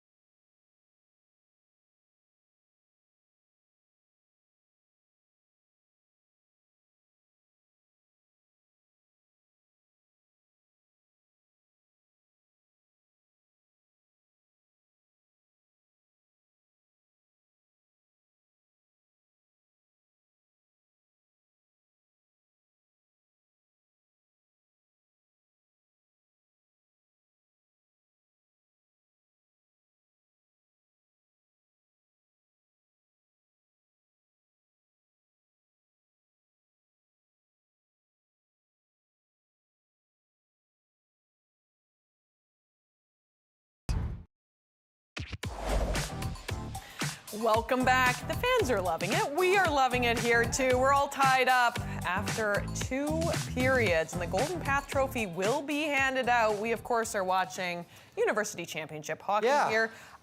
Jeff Merrick, again, such a privilege to work alongside you. I'm learning so much. You keep saying physicality, and but the Carabins have been hanging on. That's the right way to put it. They've just been hanging around and hanging on. It's 2-1. The rink is starting to tilt, and Concordia's starting to take over. But then all the while, all underneath, and have a look here. This is head coach Isabelle Leclerc. Is it safe to say peeling a little bit of paint here? An animated conversation, and all of a sudden, you know, Montreal, again, with the physicality, no one's getting near the net, right? You try to get near the net, you're gonna get a cross check, you're gonna get an open ice hit like that, you're gonna get hit into the boards, no one's chopping our goaltender, here's another cross check. Like this is, like watch this, it's a hit and a pin. At the same, they lean on you. They lie on you when you're down. They give you a little shot, like a little bit something. It is as we said in the outset of the game, it is a miserable team to play against. Like that's their identity. Like they want it a little bit chippy, they want it a little bit dirty. That's where Montreal is happiest playing, and they chip away and tie this one. Well, and both these teams know each other so well, so they are countering. But you know what? Grinding you down, and Sophie Bedard equalizes it. So I've got a theory about goals like these. First of all, it's a really nice shot, and again, it's towards the end of a period too, so that's a killer. So the theory goes like this. A goaltender can rationalize a shot that goes over her shoulder or goes around her, bar down, like it's just a good shot, right? The goalie can just say, tip your cap, it's a great shot. Shots that go through you are different, right? And you look at Verbeek, like the lunge behind too, like that is a goal that, as they say in hockey, gets you right in the mind. Like that's a goal that sort of lives you because physically the puck just went through you.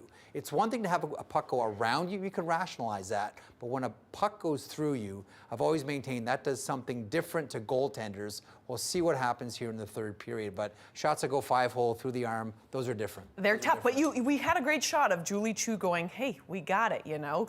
Calm Julie Chu.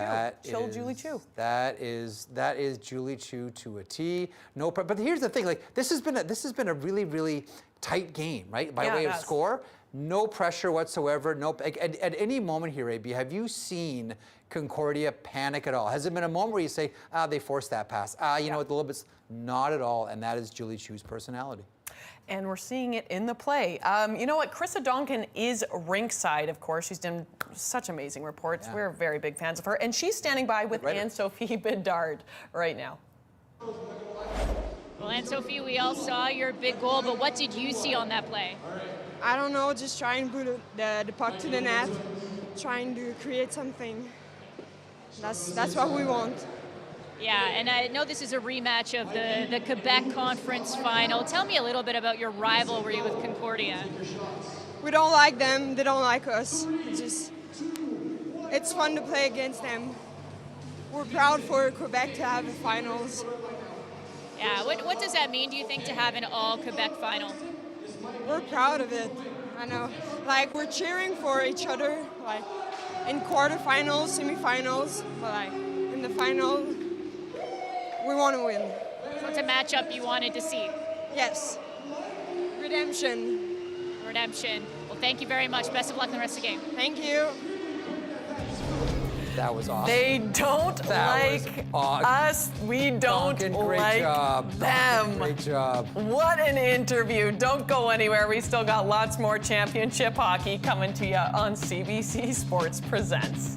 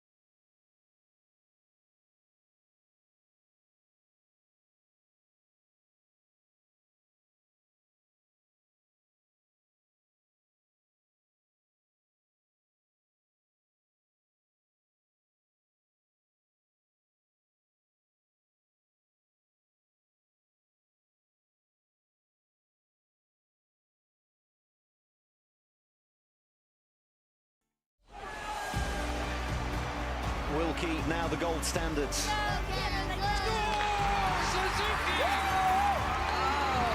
Beautiful. Courtney Sarone, she's going to get silver. Dunn, stick-handle scores. The king is back. O'Neill, she scores. Colin Erickson coming across the line. Woo! It really was a starry, starry night in Milan. Welcome back. There's Woolwich Memorial Centre. You are watching University Championship Hockey on CBC, and we are all tied up with 1 period to go. And how's this, all right? UBC, of course, this is Annalise Wong. She had a med school interview at 9 a.m., and she made it for the 3rd period. Of course, this was for the 5th place game between UBC and Waterloo. High knees, Annalise. Congratulations. She's going to make a great doctor someday. All right, it's been a big day for hockey. Let me get you caught up with the women's bronze medal game. UNB is going to get on the board first. Caitlin Scott steals the puck and goes upstairs. The Reds up 1-0, 2:35 into the game with Jade Calder in the box for 12. Catherine Hurd gets a shorthanded breakaway, goes to the backhand. We're tied. It was the fifth-year students' 5th of the playoffs. 59 seconds later, however, UNB retakes the lead. Avery Thurston puts this through traffic. Did Lauren Carter tip it in? 2-1, and that's all the scoring there was. A bronze to build on for the Reds, who will host this tournament in 2027. Congratulations. Well, it was a big day, and if you didn't see the men's gold medal final earlier this afternoon, this is how it went down between QTR Patriots and St. Mary's Huskies. Ethan Ritchie to Jake Huberty, rips it past William Grimaud, 1-0 St. Mary's. 90 seconds in, stays that way till the second. The goal is credited to Pierre-Olivier Waugh. UQTR ties at St. Mary's will get it right back. However, Ben Allison goes to the net, gets the bounce, 2-1 Huskies. And then Felix Lafrance down the wing to Bedouin, levels the game 2-2. No scoring in the third. Felix Lafrance from the point wins the game 4 years after his brother did the same for UQTR's last title. Congratulations. Well, there's Bedard. The 3rd period is coming up. It is heated between the Carabins and the Stingers. Don't go anywhere. 3rd period action coming up right after this.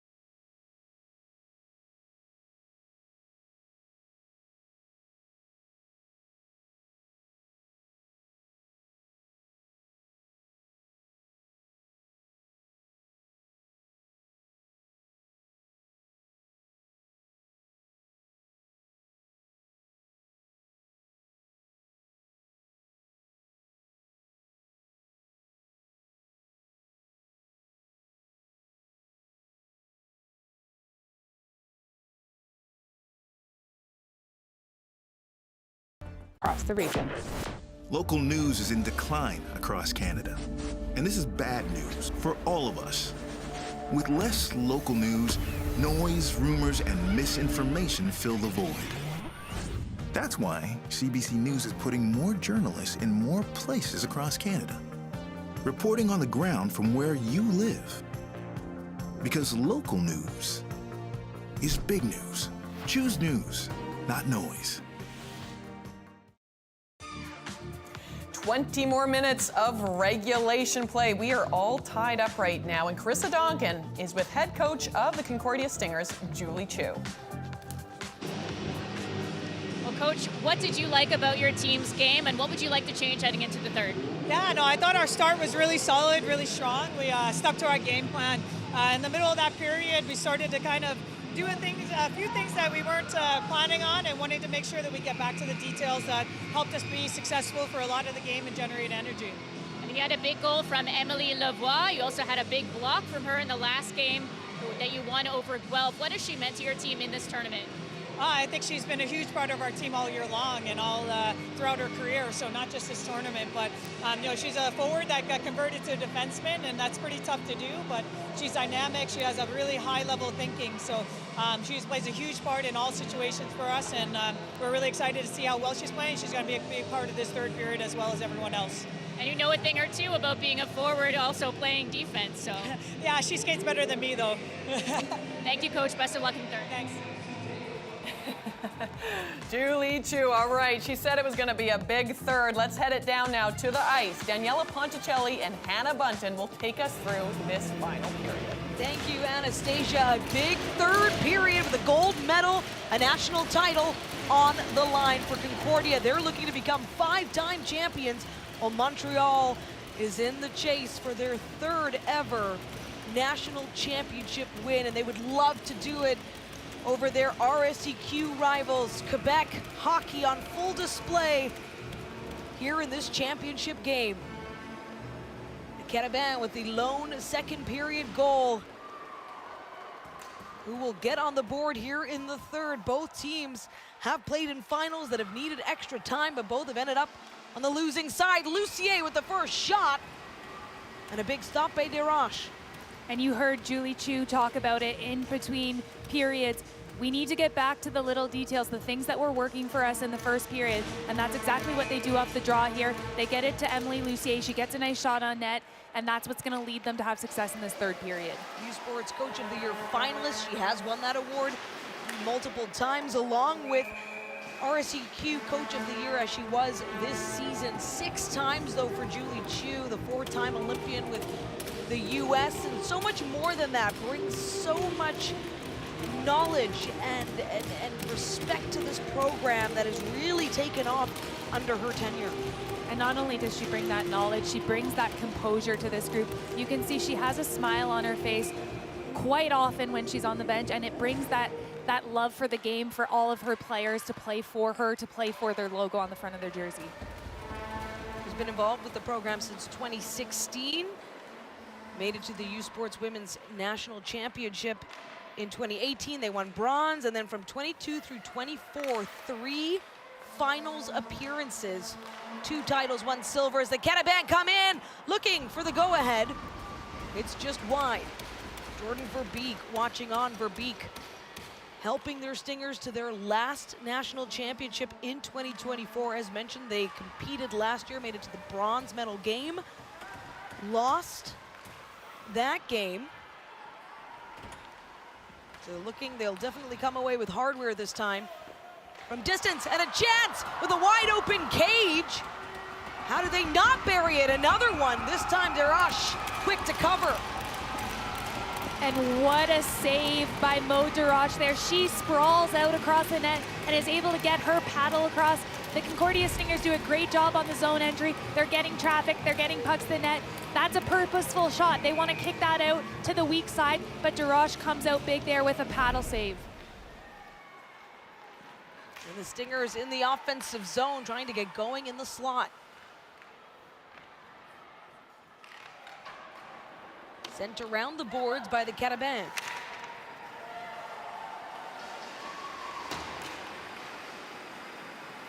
quick stick save, now looking up for some space. Concordia opting either for a wraparound there or even just to put it once again into middle of the ice. From the point this time through traffic. Rachel McIntyre at the far side. Montreal, and we do have a collision there. Overall, though, the second period, no penalties. So there were 3 penalties combined in the opening frame. Neither side able to score on the power play. As a player going into this third period, the nerves are obviously going to be there. You've got to feel like maybe the advantage goes to this Concordia Stingers a little bit when they have so many veterans who have been in this situation before. They know what it takes to play in high-pressure stake games like this, and they're going to look to those leaders to find out what's the mentality that we have to go into this third period with. Kate Furlong trying to get ahead. Kate Furlong, a second-year student. She has 1 U Sports championship under her belt. And that also goes to show that the experience for this Stingers team at this stage, which is very different, it's unlike any other in U Sports, it goes deep when your second years already have that. Now everybody gets back to it, and the rookies like Angélie Jobin, Juliette Leroux, who've been key for this team. Exactly like you mentioned, Daniela. Now those are going to be the ones that get to carry that throughout their tenure at Concordia. The Stingers in the neutral zone, nearly turned over. Perrault trying to corral the puck. The Carabins fans always making themselves known here inside Woolwich Memorial Centre in Elmira, Ontario. 2027 U Sports Women's Hockey Championship will be held in New Brunswick.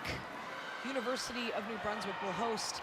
As a quick play by LaRoche, a great feed, another chance, trying to pounce on it is Picard. And LaRoche set up Bedard for that equalizer late in the second.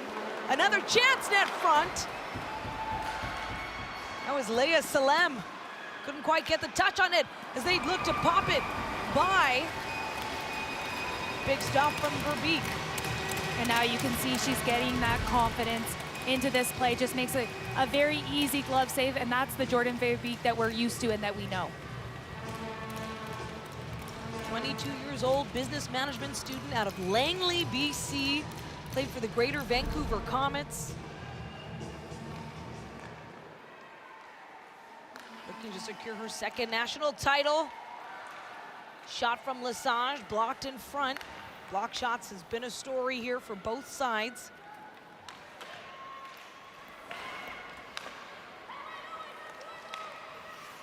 Replay.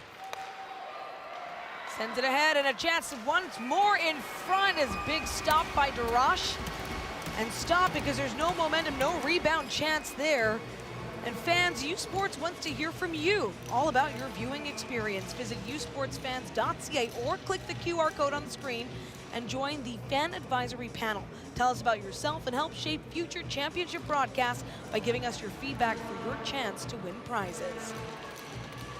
Shots 31-22 for Concordia here in the third. The Stingers have led the way in that stat throughout this game.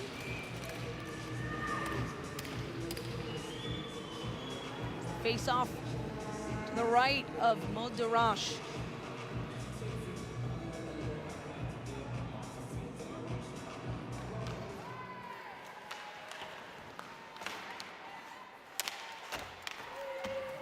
The Carabins looking to get to work on the exit. Veillette was held up at the far point. Now Thibault trying to hold the zone from the point, gets it on Darache. Quick play to the middle, and a chance right in front for Drapeau, and another! Oh my, the captain denied not once but twice. Lavoie. Yassimo Drapeau, the U Sports Women's Hockey most outstanding player, led the way in scoring, had 40 points this season. And that's definitely a player that you're not going to want to leave alone in the slot like that. But DeRoche does such a good job of challenging that puck and making that big save. But this line has been all over the ice for the Concordia Stingers. You see Jessie Modra-Poe, she's left right alone in the slot, but bodies are flying around. They're trying to block these shots and not let these second and third chances go in the back of their net. All tied at 2. 5 minutes into the third period, the gold medal game to wrap up an incredible 4 days in Elmira, Ontario. The Stingers opening the tournament, of course, with their eyes on closing it in this game. While the Carabins, 3 games in 3 days, including last night's semifinal. Lalache flips it in. Verbeek in the catches and settle the puck down as the faceoff enters the Stinger zone.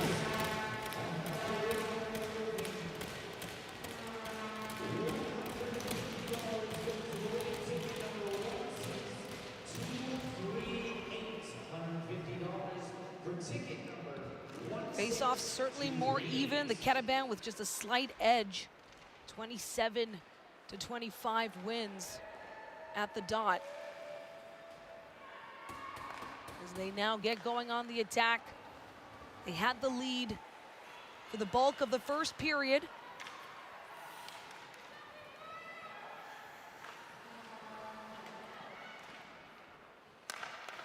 To the point, McIntyre.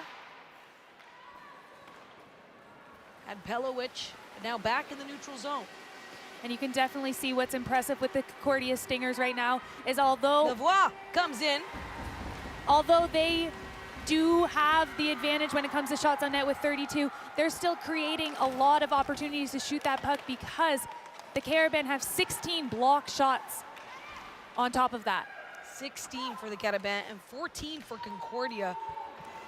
So defense coming in big in a game where plenty of shot opportunities or attempts being taken. Held up and a quick play by Clavette off the glove of DeRoche. Clavette having an incredible game, just a second-year physics student out of New Brunswick. Scored on her only shot in the quarterfinal for her first U Sports goal. Added another to her tally here.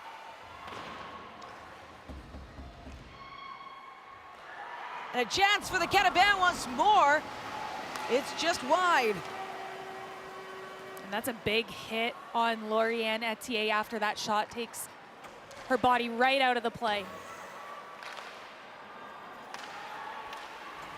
As the Stingers try to chase it, icing the call. And you can see some back and forth hockey on both ends here. Both teams are trying to get the puck to the net as much as you can, and Lauriane Tthe is doing a good job stepping up when they're missing a player like Roland, and she's getting a good shot on net. But you can see the Stingers, they're coming through with that body. They're making sure there's not second, third opportunities and keeping the puck away from Jordan Verbeek. Verbeek watching on as the puck just to her right in the circle. Carabins at the point. Little spin move, nearly sends it out of play. Veillette along the far wall. Concordia looking for that space in the middle. Veillette trying to create the turnover. Gets the puck back. Quick play by Sophie Ledon. As Montreal looking to settle the puck, gets the shot off. Veillette taking what she can get, a toe save from Verbeek. At the point once more, Ledon sent it around. Now at the near wall, held up. The Carabins, Laforge, the nice play to the middle. And the high slot this time, kick save from Verbeek.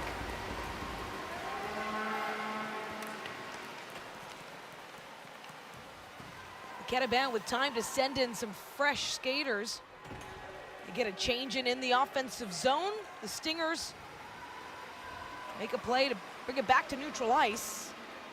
And a little bit of a matchup error on this play. You have the fourth line against the Carabins' first line, and they do a good job of weathering the storm and then getting the puck out so they can get a change. Maya Dion in to help retrieve for the Carabins in blue. Ducheneau held up along the boards. To the point from distance was Lesage. She can't get her stick on the puck. Drapeau picks it up from a cross-sized feed, but offside the call. And so we remain tied at 2 as we step aside here in the third period of this gold medal game between Montreal and Concordia.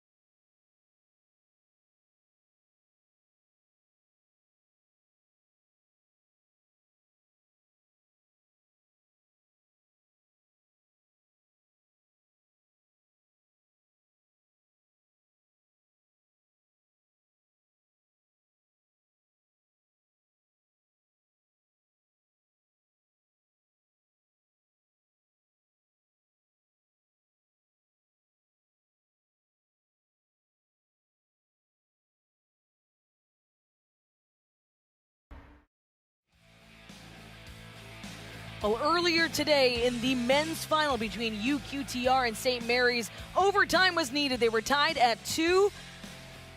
And UQTR, Felix Lafrance scores the overtime winner, the golden goal. Elation in Halifax.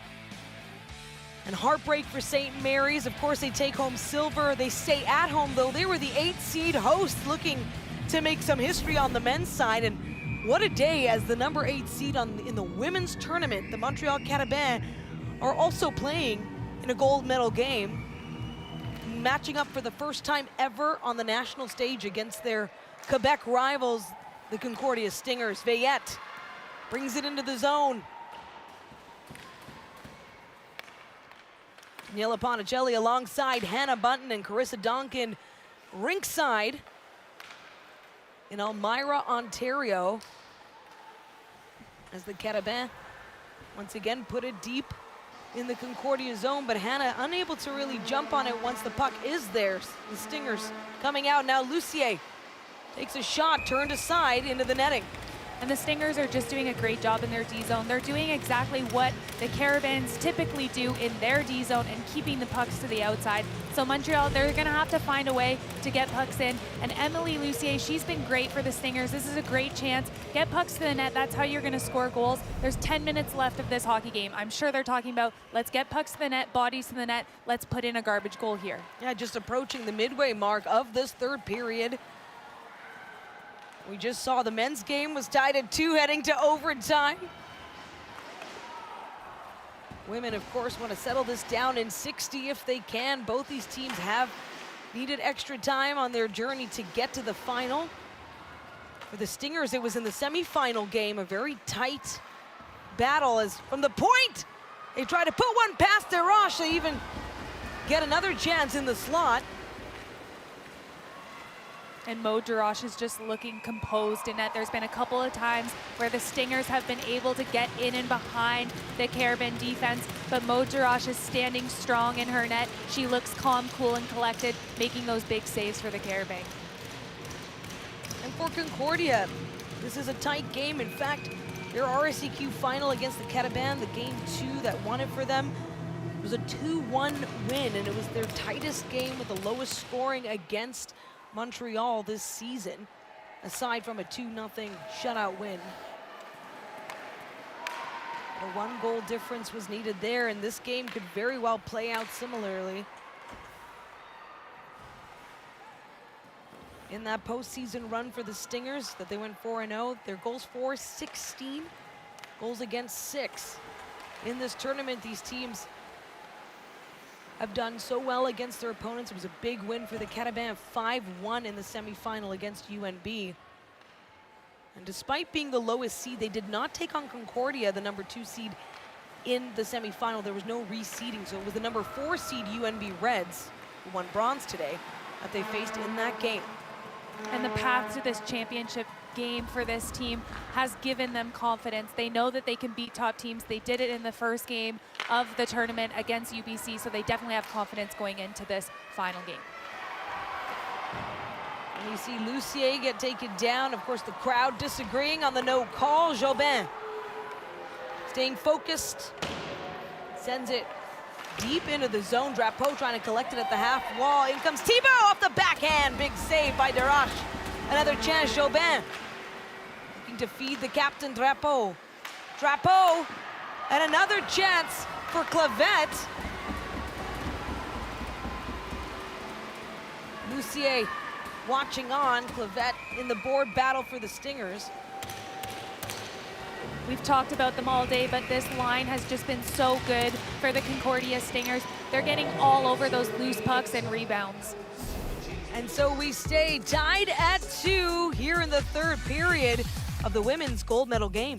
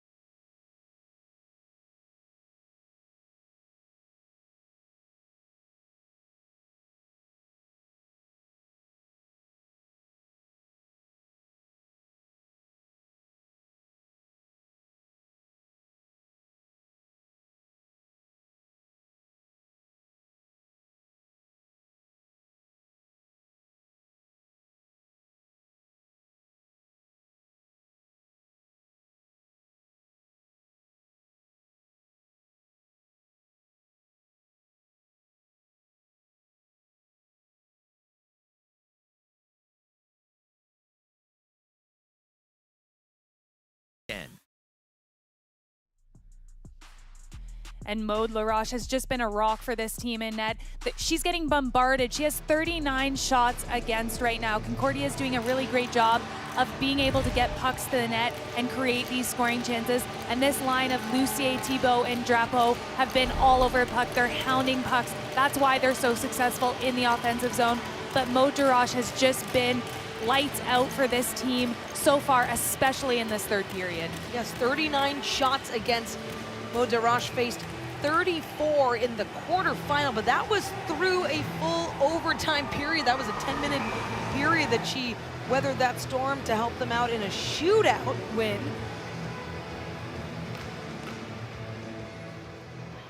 And the overtime for the gold medal game is a full 20-minute period and then some, however many needed. 5-on-5 right now, looking to break the deadlock. The Stingers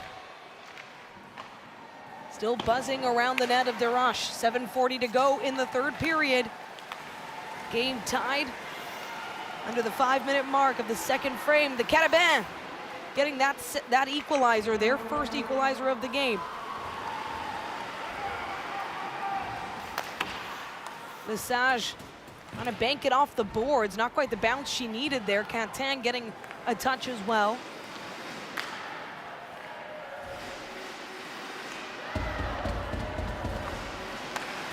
Great crowd inside the Woolwich Memorial Centre as Lelache thought she had stayed on side, but offside the call. And we talked about it earlier, but this line has been so successful and such a crucial part to the success of this team. And it's because they're able to hound pucks. You see Jessie Maud Drapeau getting that puck to the net, and then Zoe Thibault and Emily Lucier are right on that rebound, trying to get to those loose pucks. If you're the Carabins, you're gonna need to make quick outlet passes in order to settle this line down. Through her 5 regular seasons, Drapeau, 127 points in 109 games. Just the bedrock, one of the many actually, of this Stingers team. When you look at the graduating class, including Jordan Verbeek, Katia Pelowicz, Lexi Bedier, Emily Lavoie, who scored an important goal, initially the go-ahead for the Stingers. Yeah, you're definitely going to look to that leadership. They've all been in this situation before, and they're going to be calm on the bench. They're going to be giving the right words, the right encouragement to their teammates. Zoe Thibault as well, a big part of this Concordia team. It has been such an honor not only to call them in this tournament, but in years past. They have made it to the final. This is their 4th time in 5 years. The only time they've ever lost making it to the finals was in 2023 against the 8th seed Montreal University Cougars. As a quick shot from the slot by Laforge goes high. Faceoff will stay in the Concordia zone. And it has been chippy since the very start of this game, since the Carabins scored just 13 seconds in.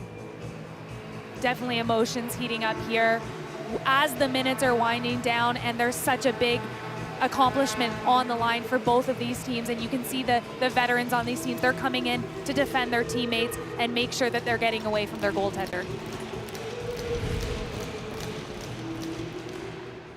Carabin hold the zone with a face-off win. Picard sends it around the boards. Looking for support, but now no one in the middle for Montreal.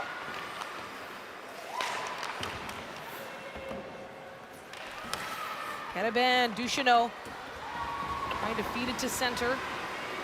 Picard back behind the net of Desroches. Under 6 minutes remaining in regulation. Picard looking for Tthe, fans on the shot, gets taken down by Richard. Only 3 penalties combined in this game. That was an offside call. Those special teams may not be the difference, as we are still tied at 2 in the 3rd period of this women's gold medal game. Just stress sweating through my 3rd set of scrubs. Totally normal, very healthy. I'm sure it's not a sign of emotional unraveling. You need new Secret Clinical Antiperspirant, STAT. Secret gives 3 times more stress sweat protection. Thanks. Got a bunch. Secret, stay fresher under pressure. As conflict escalates in the Middle East, millions of people are in urgent need of food, water, shelter, and medical care. Humanitarian coalition members are moving fast to deliver aid in Lebanon, Syria, and across the region. But we need your support to save even more lives.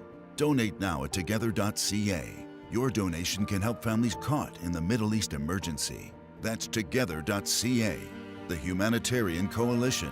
Together, saving more lives. Incoming dishes! Doc! Dawn Power Wash flies through 99% of grease and grime in half the time. Yeah, it absorbs grease 5 times faster. It even replaces multiple cleaning products. Ooh, those suds got game. Dawn Power Wash, the better grease getter. Well, this is the final game for a number of the players on this team. 2 players on Montreal's team will be graduating, and a number of players on Concordia's team as well. The most notable, of course, is their captain, Jessie Maud Drapeau, and Emily Lavoie as well. Jordan Verbeek, Katarina Pelovic, Alexis Bedier, and Zoe Thibault. And on Montreal, Audrey Gervais and Chloe Duchesneau. Back to you in the booth. Always bittersweet, but I can guarantee all those players wouldn't have it any other way to close out their U Sports career by playing for a national title, knowing that you will take home a medal, but more than that, a chance to make history for your team and stay in the record books forever. Definitely a lot of emotions. If you know it's your last game, it's obviously in the back of your mind. You're trying to focus on the task at hand, but you can't help but think you're a senior for programs that you've put your heart and soul into. So definitely a lot of emotions for those players. When you look at the score, knotted at 2. Throughout the regular season, there were a number of 3-2 final scores between these teams, all going to the Stingers. 3 of their 10 games, all 3 in the regular season, finishing 3-2. Still plenty of time for even more goals than that, Hannah, but as the time winds down, this next goal is going to be big for either side, and for the Carabins, especially a team that now continues to trail in shots 40-30 at this time, advantage Concordia. And with 5 minutes remaining in such a crucial hockey game, you're really gonna want to focus on taking care of the puck, doing the small things right, making sure you have a good high F3, your D side of the puck, and doing all of those little things that will lead you to success. And a play to the middle. Goes back into the Concordia zone. A near turnover. Kept out Duchesneau for Lalache. Managed to catch the pad of Verbeek. Under 5 minutes remaining in the third period. Carabin looking to put on some pressure.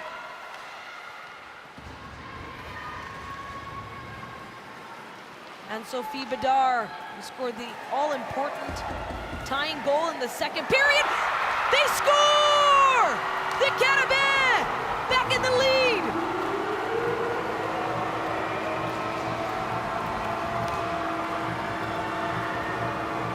And it's Jean Picard coming in big for the Montreal Carabins.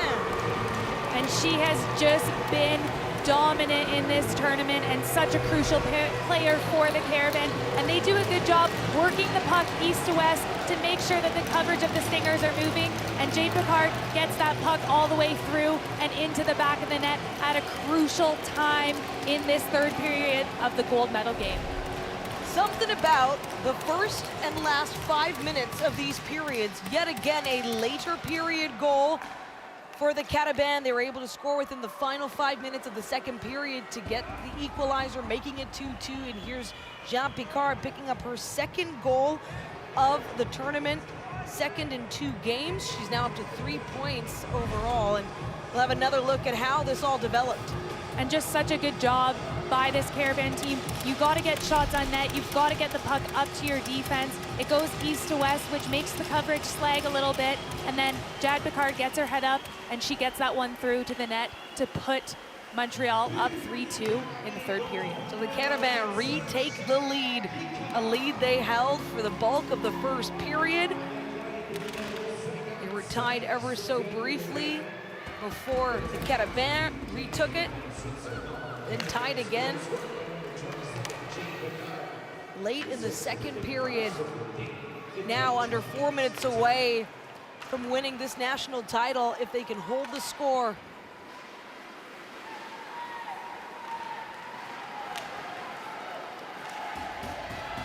And the Stingers, perfect throughout the regular season and postseason against their Quebec rivals. You had to love what Anne-Sophie Bedard had to say in the intermission. We don't like them, they don't like us, and that couldn't be more true right now.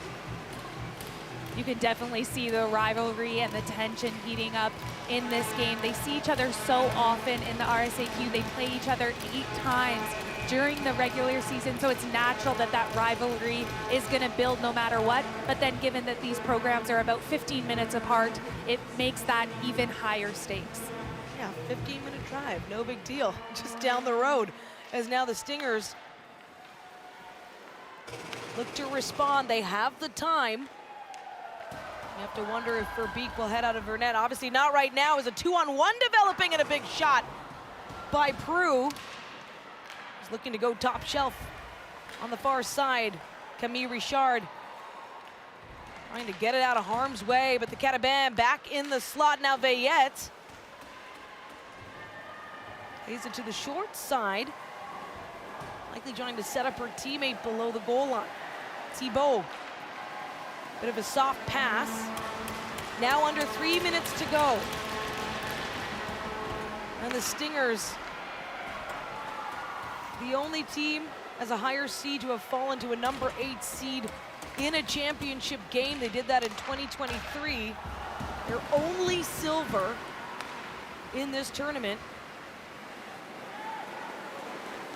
4-time champions tied with McGill. They can win this game if they can come through and tie it and find a way. They become 5-time champions. Meanwhile, it's been 10 years for the Carabins before or the last time they became U Sports Women's Hockey champions. A quick shot from the far side. Concordia trying to find some room. We've got an empty net. As a now 6-on-5, and Derache will settle that down under 2 minutes remaining.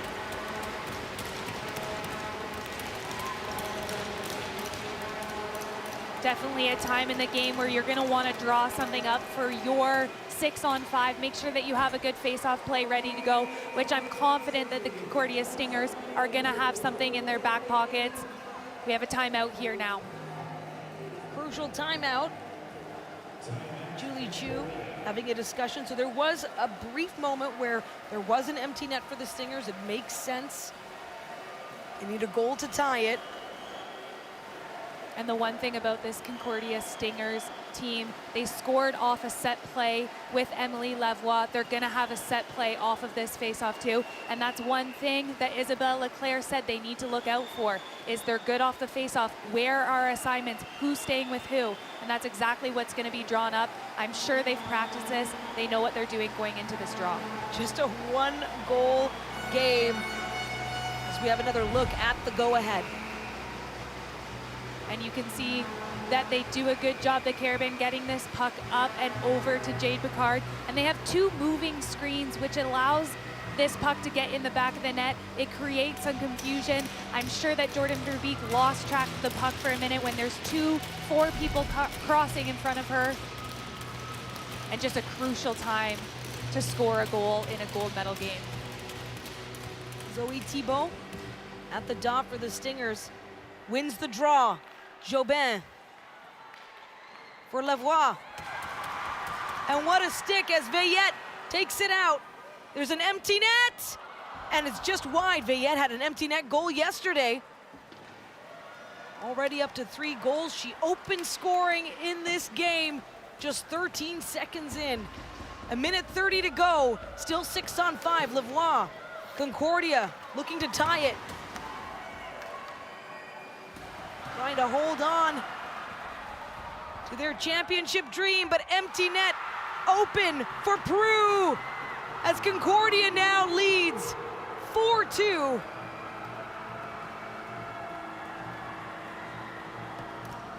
And that's definitely a dagger for Concordia here, as Catherine Prue's able to put that puck in the back of the net. And when you're on a 6-on-5, you need to hound those pucks. You need to get that puck in deep, and you can see they just play around with it a little bit at the blue line. Montreal is able to get it back and send Catherine Prue down to score this empty net goal.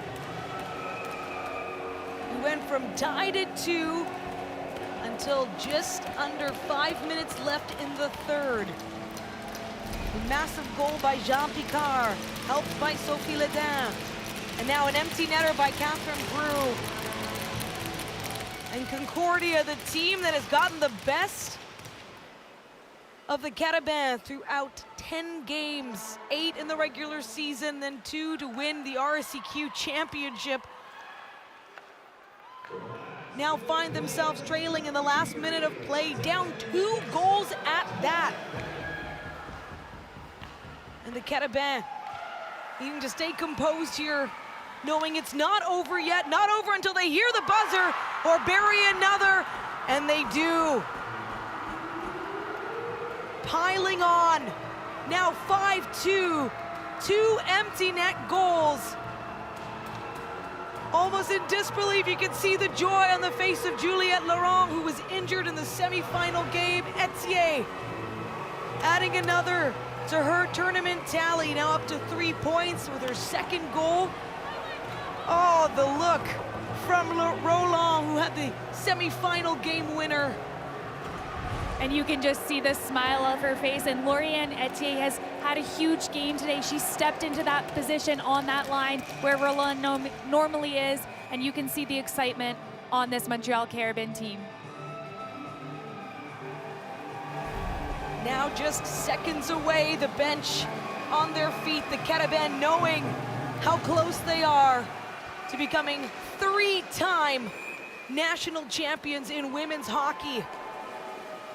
And more than that, this matchup, I don't know if they could have dreamed for anything better, Hannah. This is not only their rival, but a team that just consistently wins against them and also takes them down in their conference championship multiple times.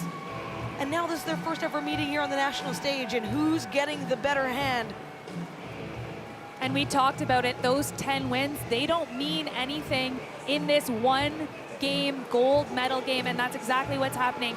Concordia, they've played a great game, but Montreal has found a way in these last 5 minutes of this third period. They didn't matter that they haven't won against this team. They knew that going into this game. They played with confidence, they played with heart, and that's exactly what they've done, especially in these last 5 minutes. 45 seconds to go. And Concordia looking to finish strong. A team in their fourth final in 5 years. They've only ever lost a gold medal game once, staring down that defeat here in Elmira, Ontario. An impressive effort from both these teams throughout these 4 days, making it to this very final game. As they gain the zone, and Maud Darache, who has come through big for Montreal. As the fans on their feet, 5 seconds to go.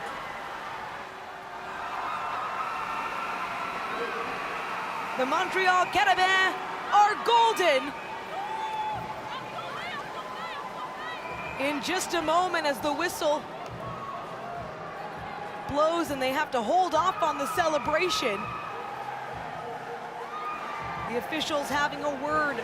Referees Brandy Beecroft and Hillary Brennan. Linespersons Ali Bears and Jody Anderson in this gold medal game. And so, what is likely the final face-off here with 0.07 seconds remaining.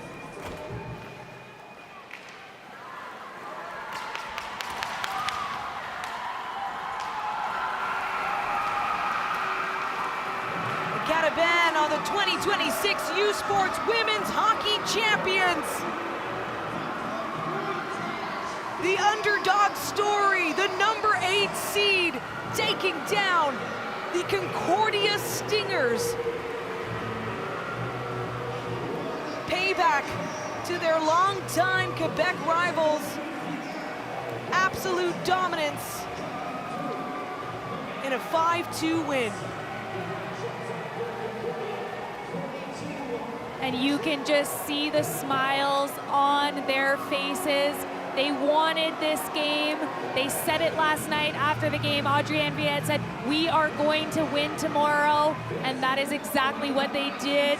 They are your 2026 gold medalists. Well, it was Veillette just 13 seconds into this game. Set the tone, got the Carabins on the board. And not for nothing, though, the Stingers able to respond just over a minute remaining in that first period.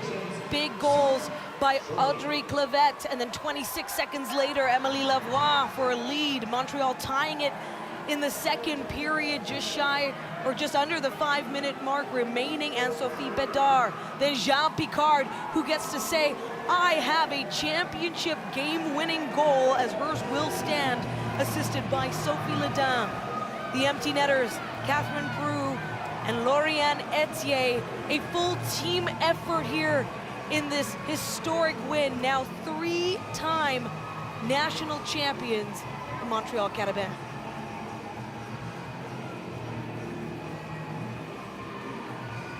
It's always tough, the heartbreak. As you can see, Lavoie wanting more out of her final U Sports game, but doing all she could, scoring an incredible goal to get her team the lead before that first intermission.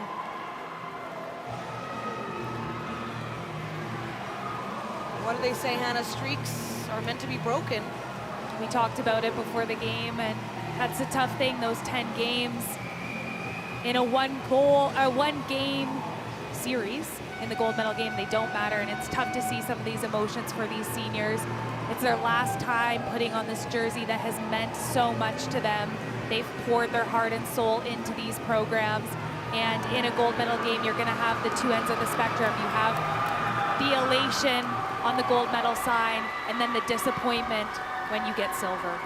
Champions 10 years apart. The last time the Carabins won the U Sports Women's Hockey Championship was in 2016. And here they do it in Elmira, Ontario. Words from Julie Chu to her team. course, plenty of pride in the Stingers. They are dominant. This program is not going anywhere. They're only getting better, and every year there are contenders as they continue to make these trips to the finals. 6 trips, and it took them a while. They were the first ever champions in 1998. They won in 99, and then it took them a while to get back there. 2022, they hoisted the Golden Path Trophy. This time, it will be their fellow RSEQ rivals, opponents. You can just tell it's only going to be even more heated from here when they get going next year as they swarm around Isabelle Leclerc. And we'll step aside for a brief break. When we return, the gold medal ceremony and more from Elmira, Ontario.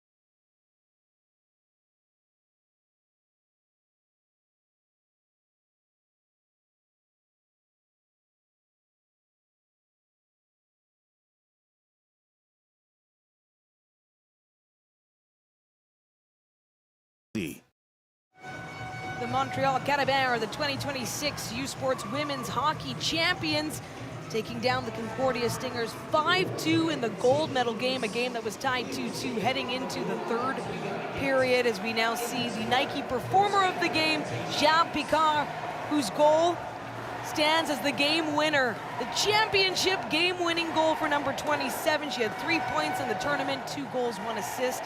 The fans, of course, rallying their team. I mean, it's gonna be hard for them to leave the ice. I know that much.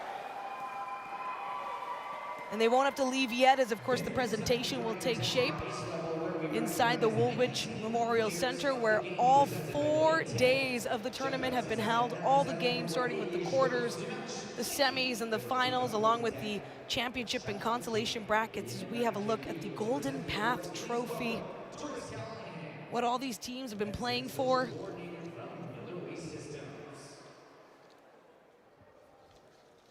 La joueuse du match, Nike, the Nike team player of the game from the Concordia Stingers. Attaquante forward, number 15, Jessie Maud Drapeau. Jessie Maud Drapeau, the captain, in her final U Sports game, earning the Nike player of the game for Concordia. And she's been the backbone of this program and this team. Of the game. The Nike team player of the game, la joueuse de match Nike de les Carabins de l'Université de Montréal, c'est la gardienne numéro 33, Maud Desroches. So fitting for this goaltender who faced 42 shots, so made 40 saves in this gold medal game. Your Carabins Nike team player of the game.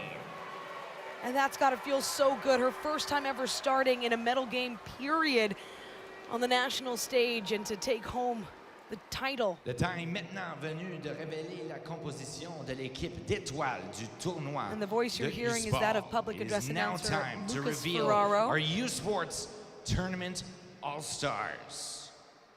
To assist with the presentation to our All-Stars, please welcome Cindy Shantz, Mayor of Woolwich Township. Pour nous aider avec la présentation de nos étoiles, veuillez accueillir, s'il te plaît, Cindy Shantz. Nous demandons à nos étoiles de venir devant pour recevoir un cadeau spécial quand vous entendrez votre nom. We ask all All-Stars to please come forward and receive a special gift when you hear your name. We will start with the goaltender. On commence avec la gardienne de Montréal, numéro 33, Maud Deroche. Again, so fitting for the undefeated Carabins at this tournament, and she was in net for all 3 games, of course, taking them through a very tight quarterfinal, on the allowing All-Star one team. shootout goal. Les défenseurs sur l'équipe d'étoiles de Montréal, numéro 27, Jade Picard. What more can you say about number 27, a 4th-year student who scored the shootout winner in that quarterfinal, assisted Roland as well on their De first Concordia, numéro 23, She talked about Camille defense was the last Richard. position that she wanted to play because she loves to score goals, and that's exactly what she did today. Camille Richard being honored for her contributions to the Stingers, and she will be back, a 4th-year student out of Gatineau, Quebec. De Montréal, numéro 39, Audrey-Anne Veillette. She called it yesterday, Hannah Bunn. She said, we are winning this game. It's not only about belief, it's about confidence. It's about the incredible circular journey she's had as well through U Sports into the PWHL draft for Ottawa, then over to Europe and now back. And what an honor for her it must be to win this title with her team. Drapeau as well would have loved to close out her career with a 3rd national title, but overall 4-time medalist now, 2 titles and 2 silver. Emily Lucier scored the incredible overtime game-winning goal, the only overtime goal in the women's tournament, by the way, as the other games to extra time went to shootouts. Now it is time to recognize this year's championship MVP to make And there's the full look at the tournament all-stars. A great equal amount of representation from the 2 final teams, Jassimo Drapeau, Emily Lucier. Those 2 are certainly going to miss each other. Lucier will stay on. She's just a 3rd-year student, but Drapeau among the 6 graduates for the Stingers. Et la gardienne de Montréal, numéro 33, Maud Deroche. And what a day it has been for number 33 as she is awarded tournament MVP. And Hannah, it comes down to this, 40 saves. 40 saves against a team that got the better of you throughout the regular season, throughout the postseason. I know that doesn't count in this tournament, but it does in the hearts of these programs and all these players who lived through that the entire season. And she's the difference maker for me today. 40 saves is incredible. The fact that she's played 3 games in the last 3 days for this team and been able to be that great against such a powerful and offensive Concordia team, she's the difference maker for me in this game. Director of Recreation and Athletics at Concordia. You just know that coming out of that locker room, the second intermission, the game's tied at 2. It can go any way. You don't know what's ahead. And to just stand tall and stay the course. Of course, having the likes of Jean Picard to provide that offensive spark to be the difference maker and retake the lead. Jordan Verbeek. And now we will see the awarding of the silver medals. And Jordan Verbeek, 5th year, Audrey Clavette, earning her 2nd silver medal, and she has a national title that she helped backstop as well from 2024. Clavette, who leaves not only with 1 U Sports goal, but 2, and she's earned both of those on the national stage. Pelowicz closing out her U Sports career after 4 seasons at St. Thomas. Thibault, a graduate as well that will be sorely missed. 21 points, 24 games this season. Numéro 12, Rachel McIntyre. Rachel McIntyre, another familiar face of this program, a 4th-year student, played with the Stony Creek Sabres in Smithville, Ontario. Bedier from Calgary, Alberta, going to collect her her silver medal. Lucier. Just know it's got to be extra bittersweet. Talked about her connection with Drapeau. They have certainly been on the same line, part of the same mission and cause for this team for so long, Anna. Yeah, they've just been dominant for this program, and especially this year, the connection that they've had together. You're going to see Lucier miss her partner in crime, with Jessie Numéro Mo-Drapeau, but 23, she's left an Camille impact and a Richard. legacy on this program. Le numéro 26, Kate Furlong. Don't expect this will be the last we will see of Jessie Mo-Drapeau. Numéro 27, Given Florence the Blanchette. expansion of women's hockey, the professional leagues that are now available. Numéro 28, And the Béatrice Stingers Caron. have helped and helped grow it at that level. Numéro 32, With their Bellemonde. success, as we see Béatrice Caron heading Numéro over. And 57, Juliette Belle Roy. Mendy, who hadn't had a chance to talk about much, but she's a Numéro first-year marketing 77, student from Toronto who Rosalie backed up Parent. Verbeek in every game, Et numéro knowing full well she 88, likely wouldn't get Émilie ice time given Lavoie. how strong Verbeek has been. Up until this game, Verbeek had not allowed more than a Maintenant, au goal. staff des Stingers, Lavoie l'entraîneur-chef, Julie accepting Chou. her medal. And now the staff, Julie entraîneurs Chu, of adjoints, course, making Chris sure that everybody Bones. gets their Devin medals before Thompson. them, as you see Tracy another Ann goaltender Lavigne. Brigitte Lagagné. accepting hers. Et l'entraîneur gardienne, Olivier Gervais. Et le reste du staff des Stingers.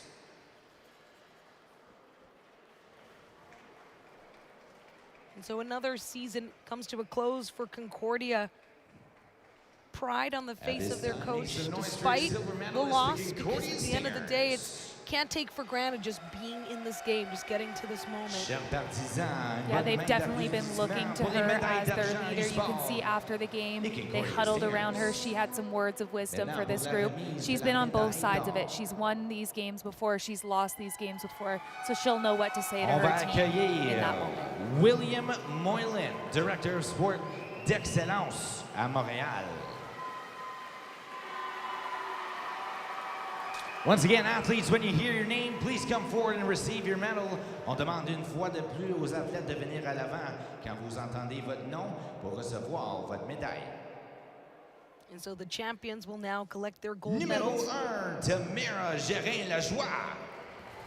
This is the first-year goaltender who did not Numéro dress for 4, any games Juliette in this Rolland. tournament, but certainly will take home the experience Numéro of being here. 5, Caléane Laforge. And we see Juliette Roland. I mean, it's great to see her with a Numéro smile, 10, given that, yes, she was Lauriane injured, a shoulder Nattier. injury in the semi, but so proud of her team watching on. Numéro 11, Laforge, Wicona Laloche. as well, a big part of this game. Tthe with an empty Numéro netter. 12, Alice Laloche Quintin. assisting as well. Numéro 13, Leah Salem. Leah Salem, as we see Numéro Alice 16, Rosalie Cantine getting her Couture. medal.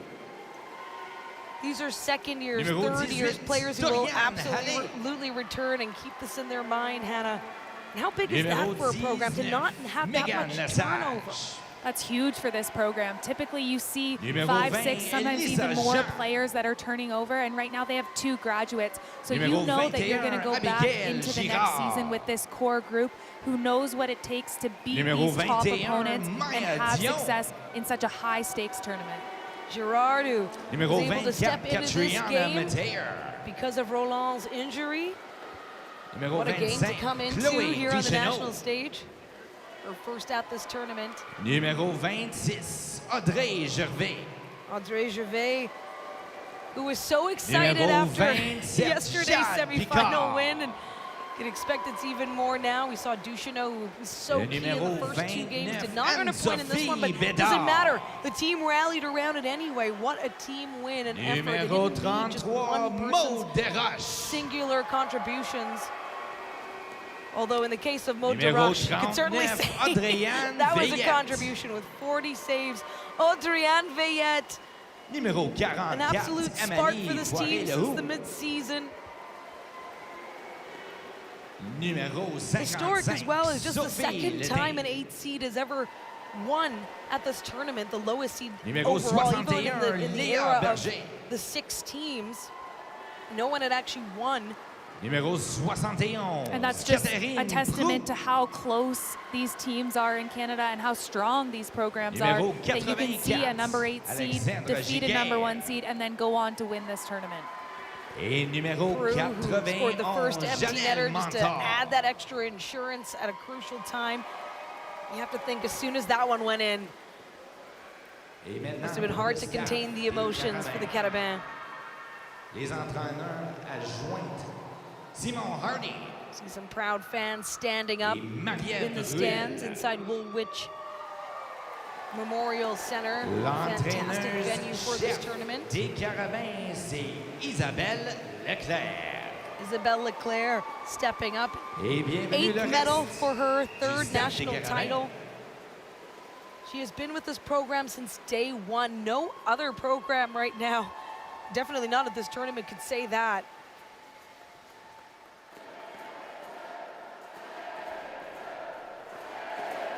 And we mentioned this tournament has taken place over 4 days. We want to give a special shout out to our fellow English broadcasters, Desmond Thomas and Brianna Newald. Called the bronze medal game earlier today. Our French language broadcasters as well, Nicolas Pierre Mas and Alexandra Boulanger. They were thrilled to be able to have an all-Quebec final. For this championship trophy and pennant presentation. And so the teams get, of course, individually these gold medals. They also will host the Golden Path Trophy, which was donated in 1998 by Catherine Cartwright, a former player and first head coach of the Queen's Gales women's hockey team. She was part of that from 1971 to 1977. Please come forward, receive that U Sports trophy and banner. And there's the beautiful banner that will surely be hung prominently in the home of the Carabins.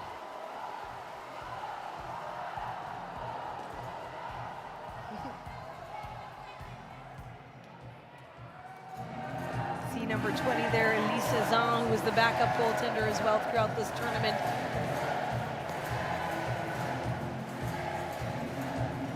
And the leadership.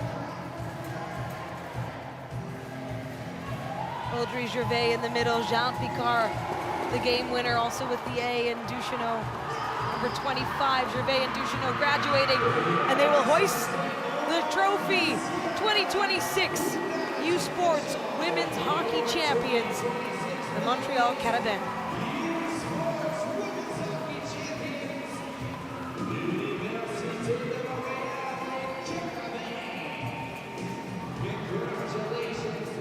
They're going to show off the Golden Path Trophy to their fans, the people who make it possible, who they share these moments with.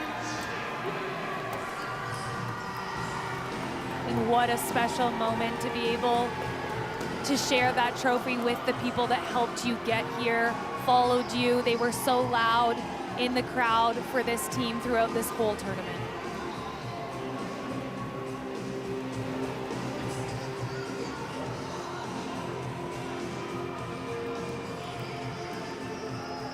Great energy in Elmira, Ontario, as the 2026 Miller Waste U Sports Women's Hockey Championship comes to a close. There will be a team photo. We'll head down ringside to our Carissa Duncan, who is with Chloe DeRoche. Well, 40 saves tonight for you, Maud. You had a busy night and you've got some hardware around your neck. How does it feel? What? I don't speak English. Oh, that's how do you feel? Oh, I'm really proud about my team. Really.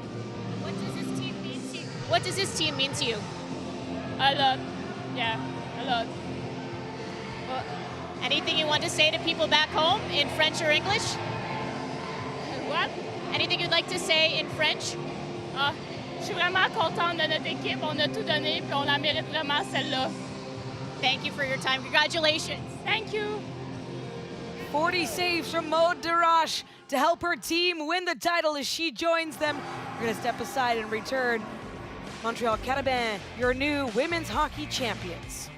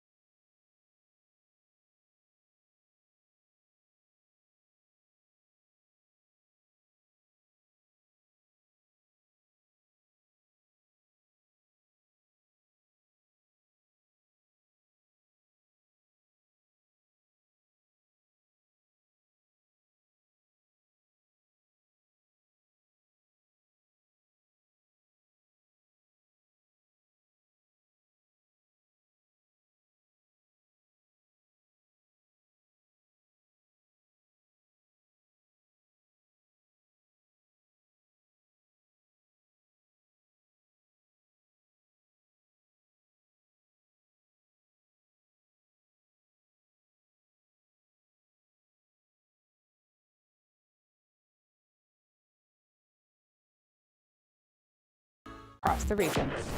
Local news is in decline across Canada. And this is bad news for all of us.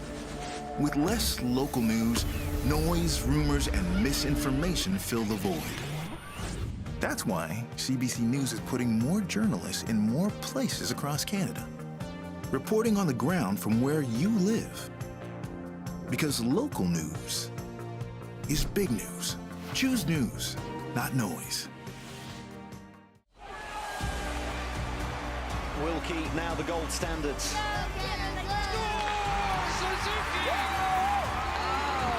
Beautiful.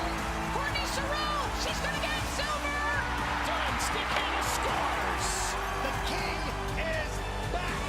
O'Neill, she scores. Paula Erickson coming across the line. It really was a starry, starry night in Milan.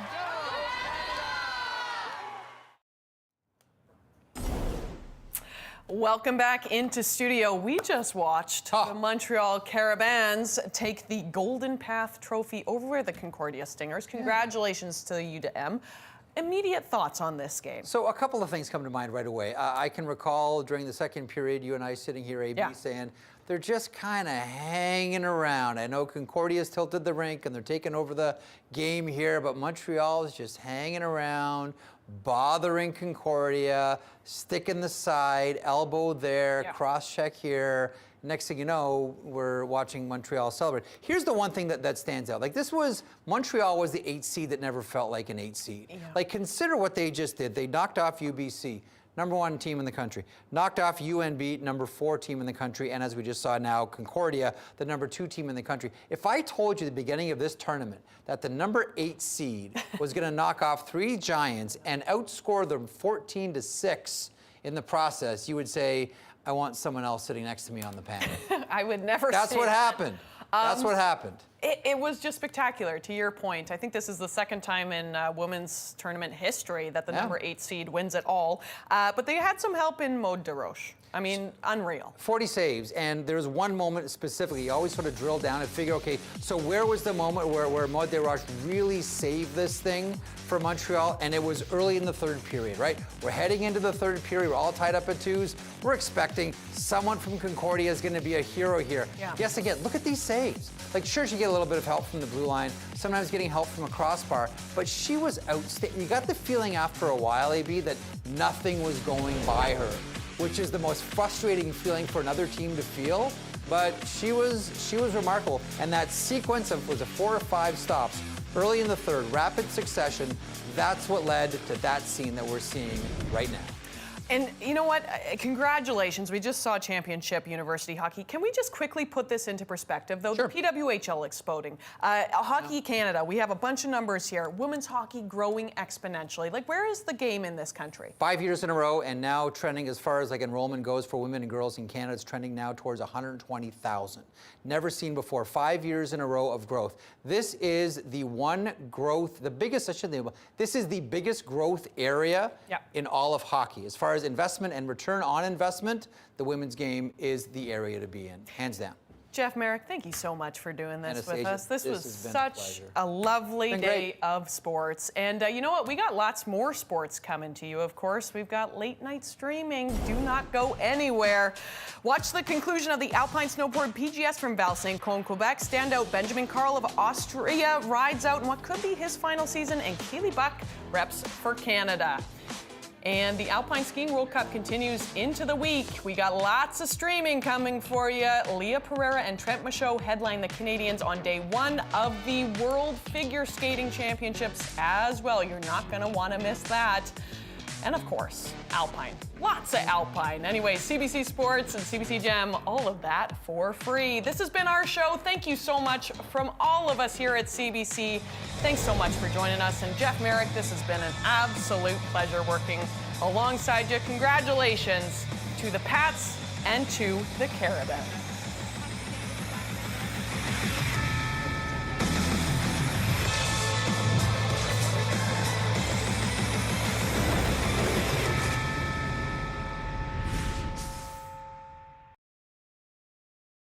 Program has ended.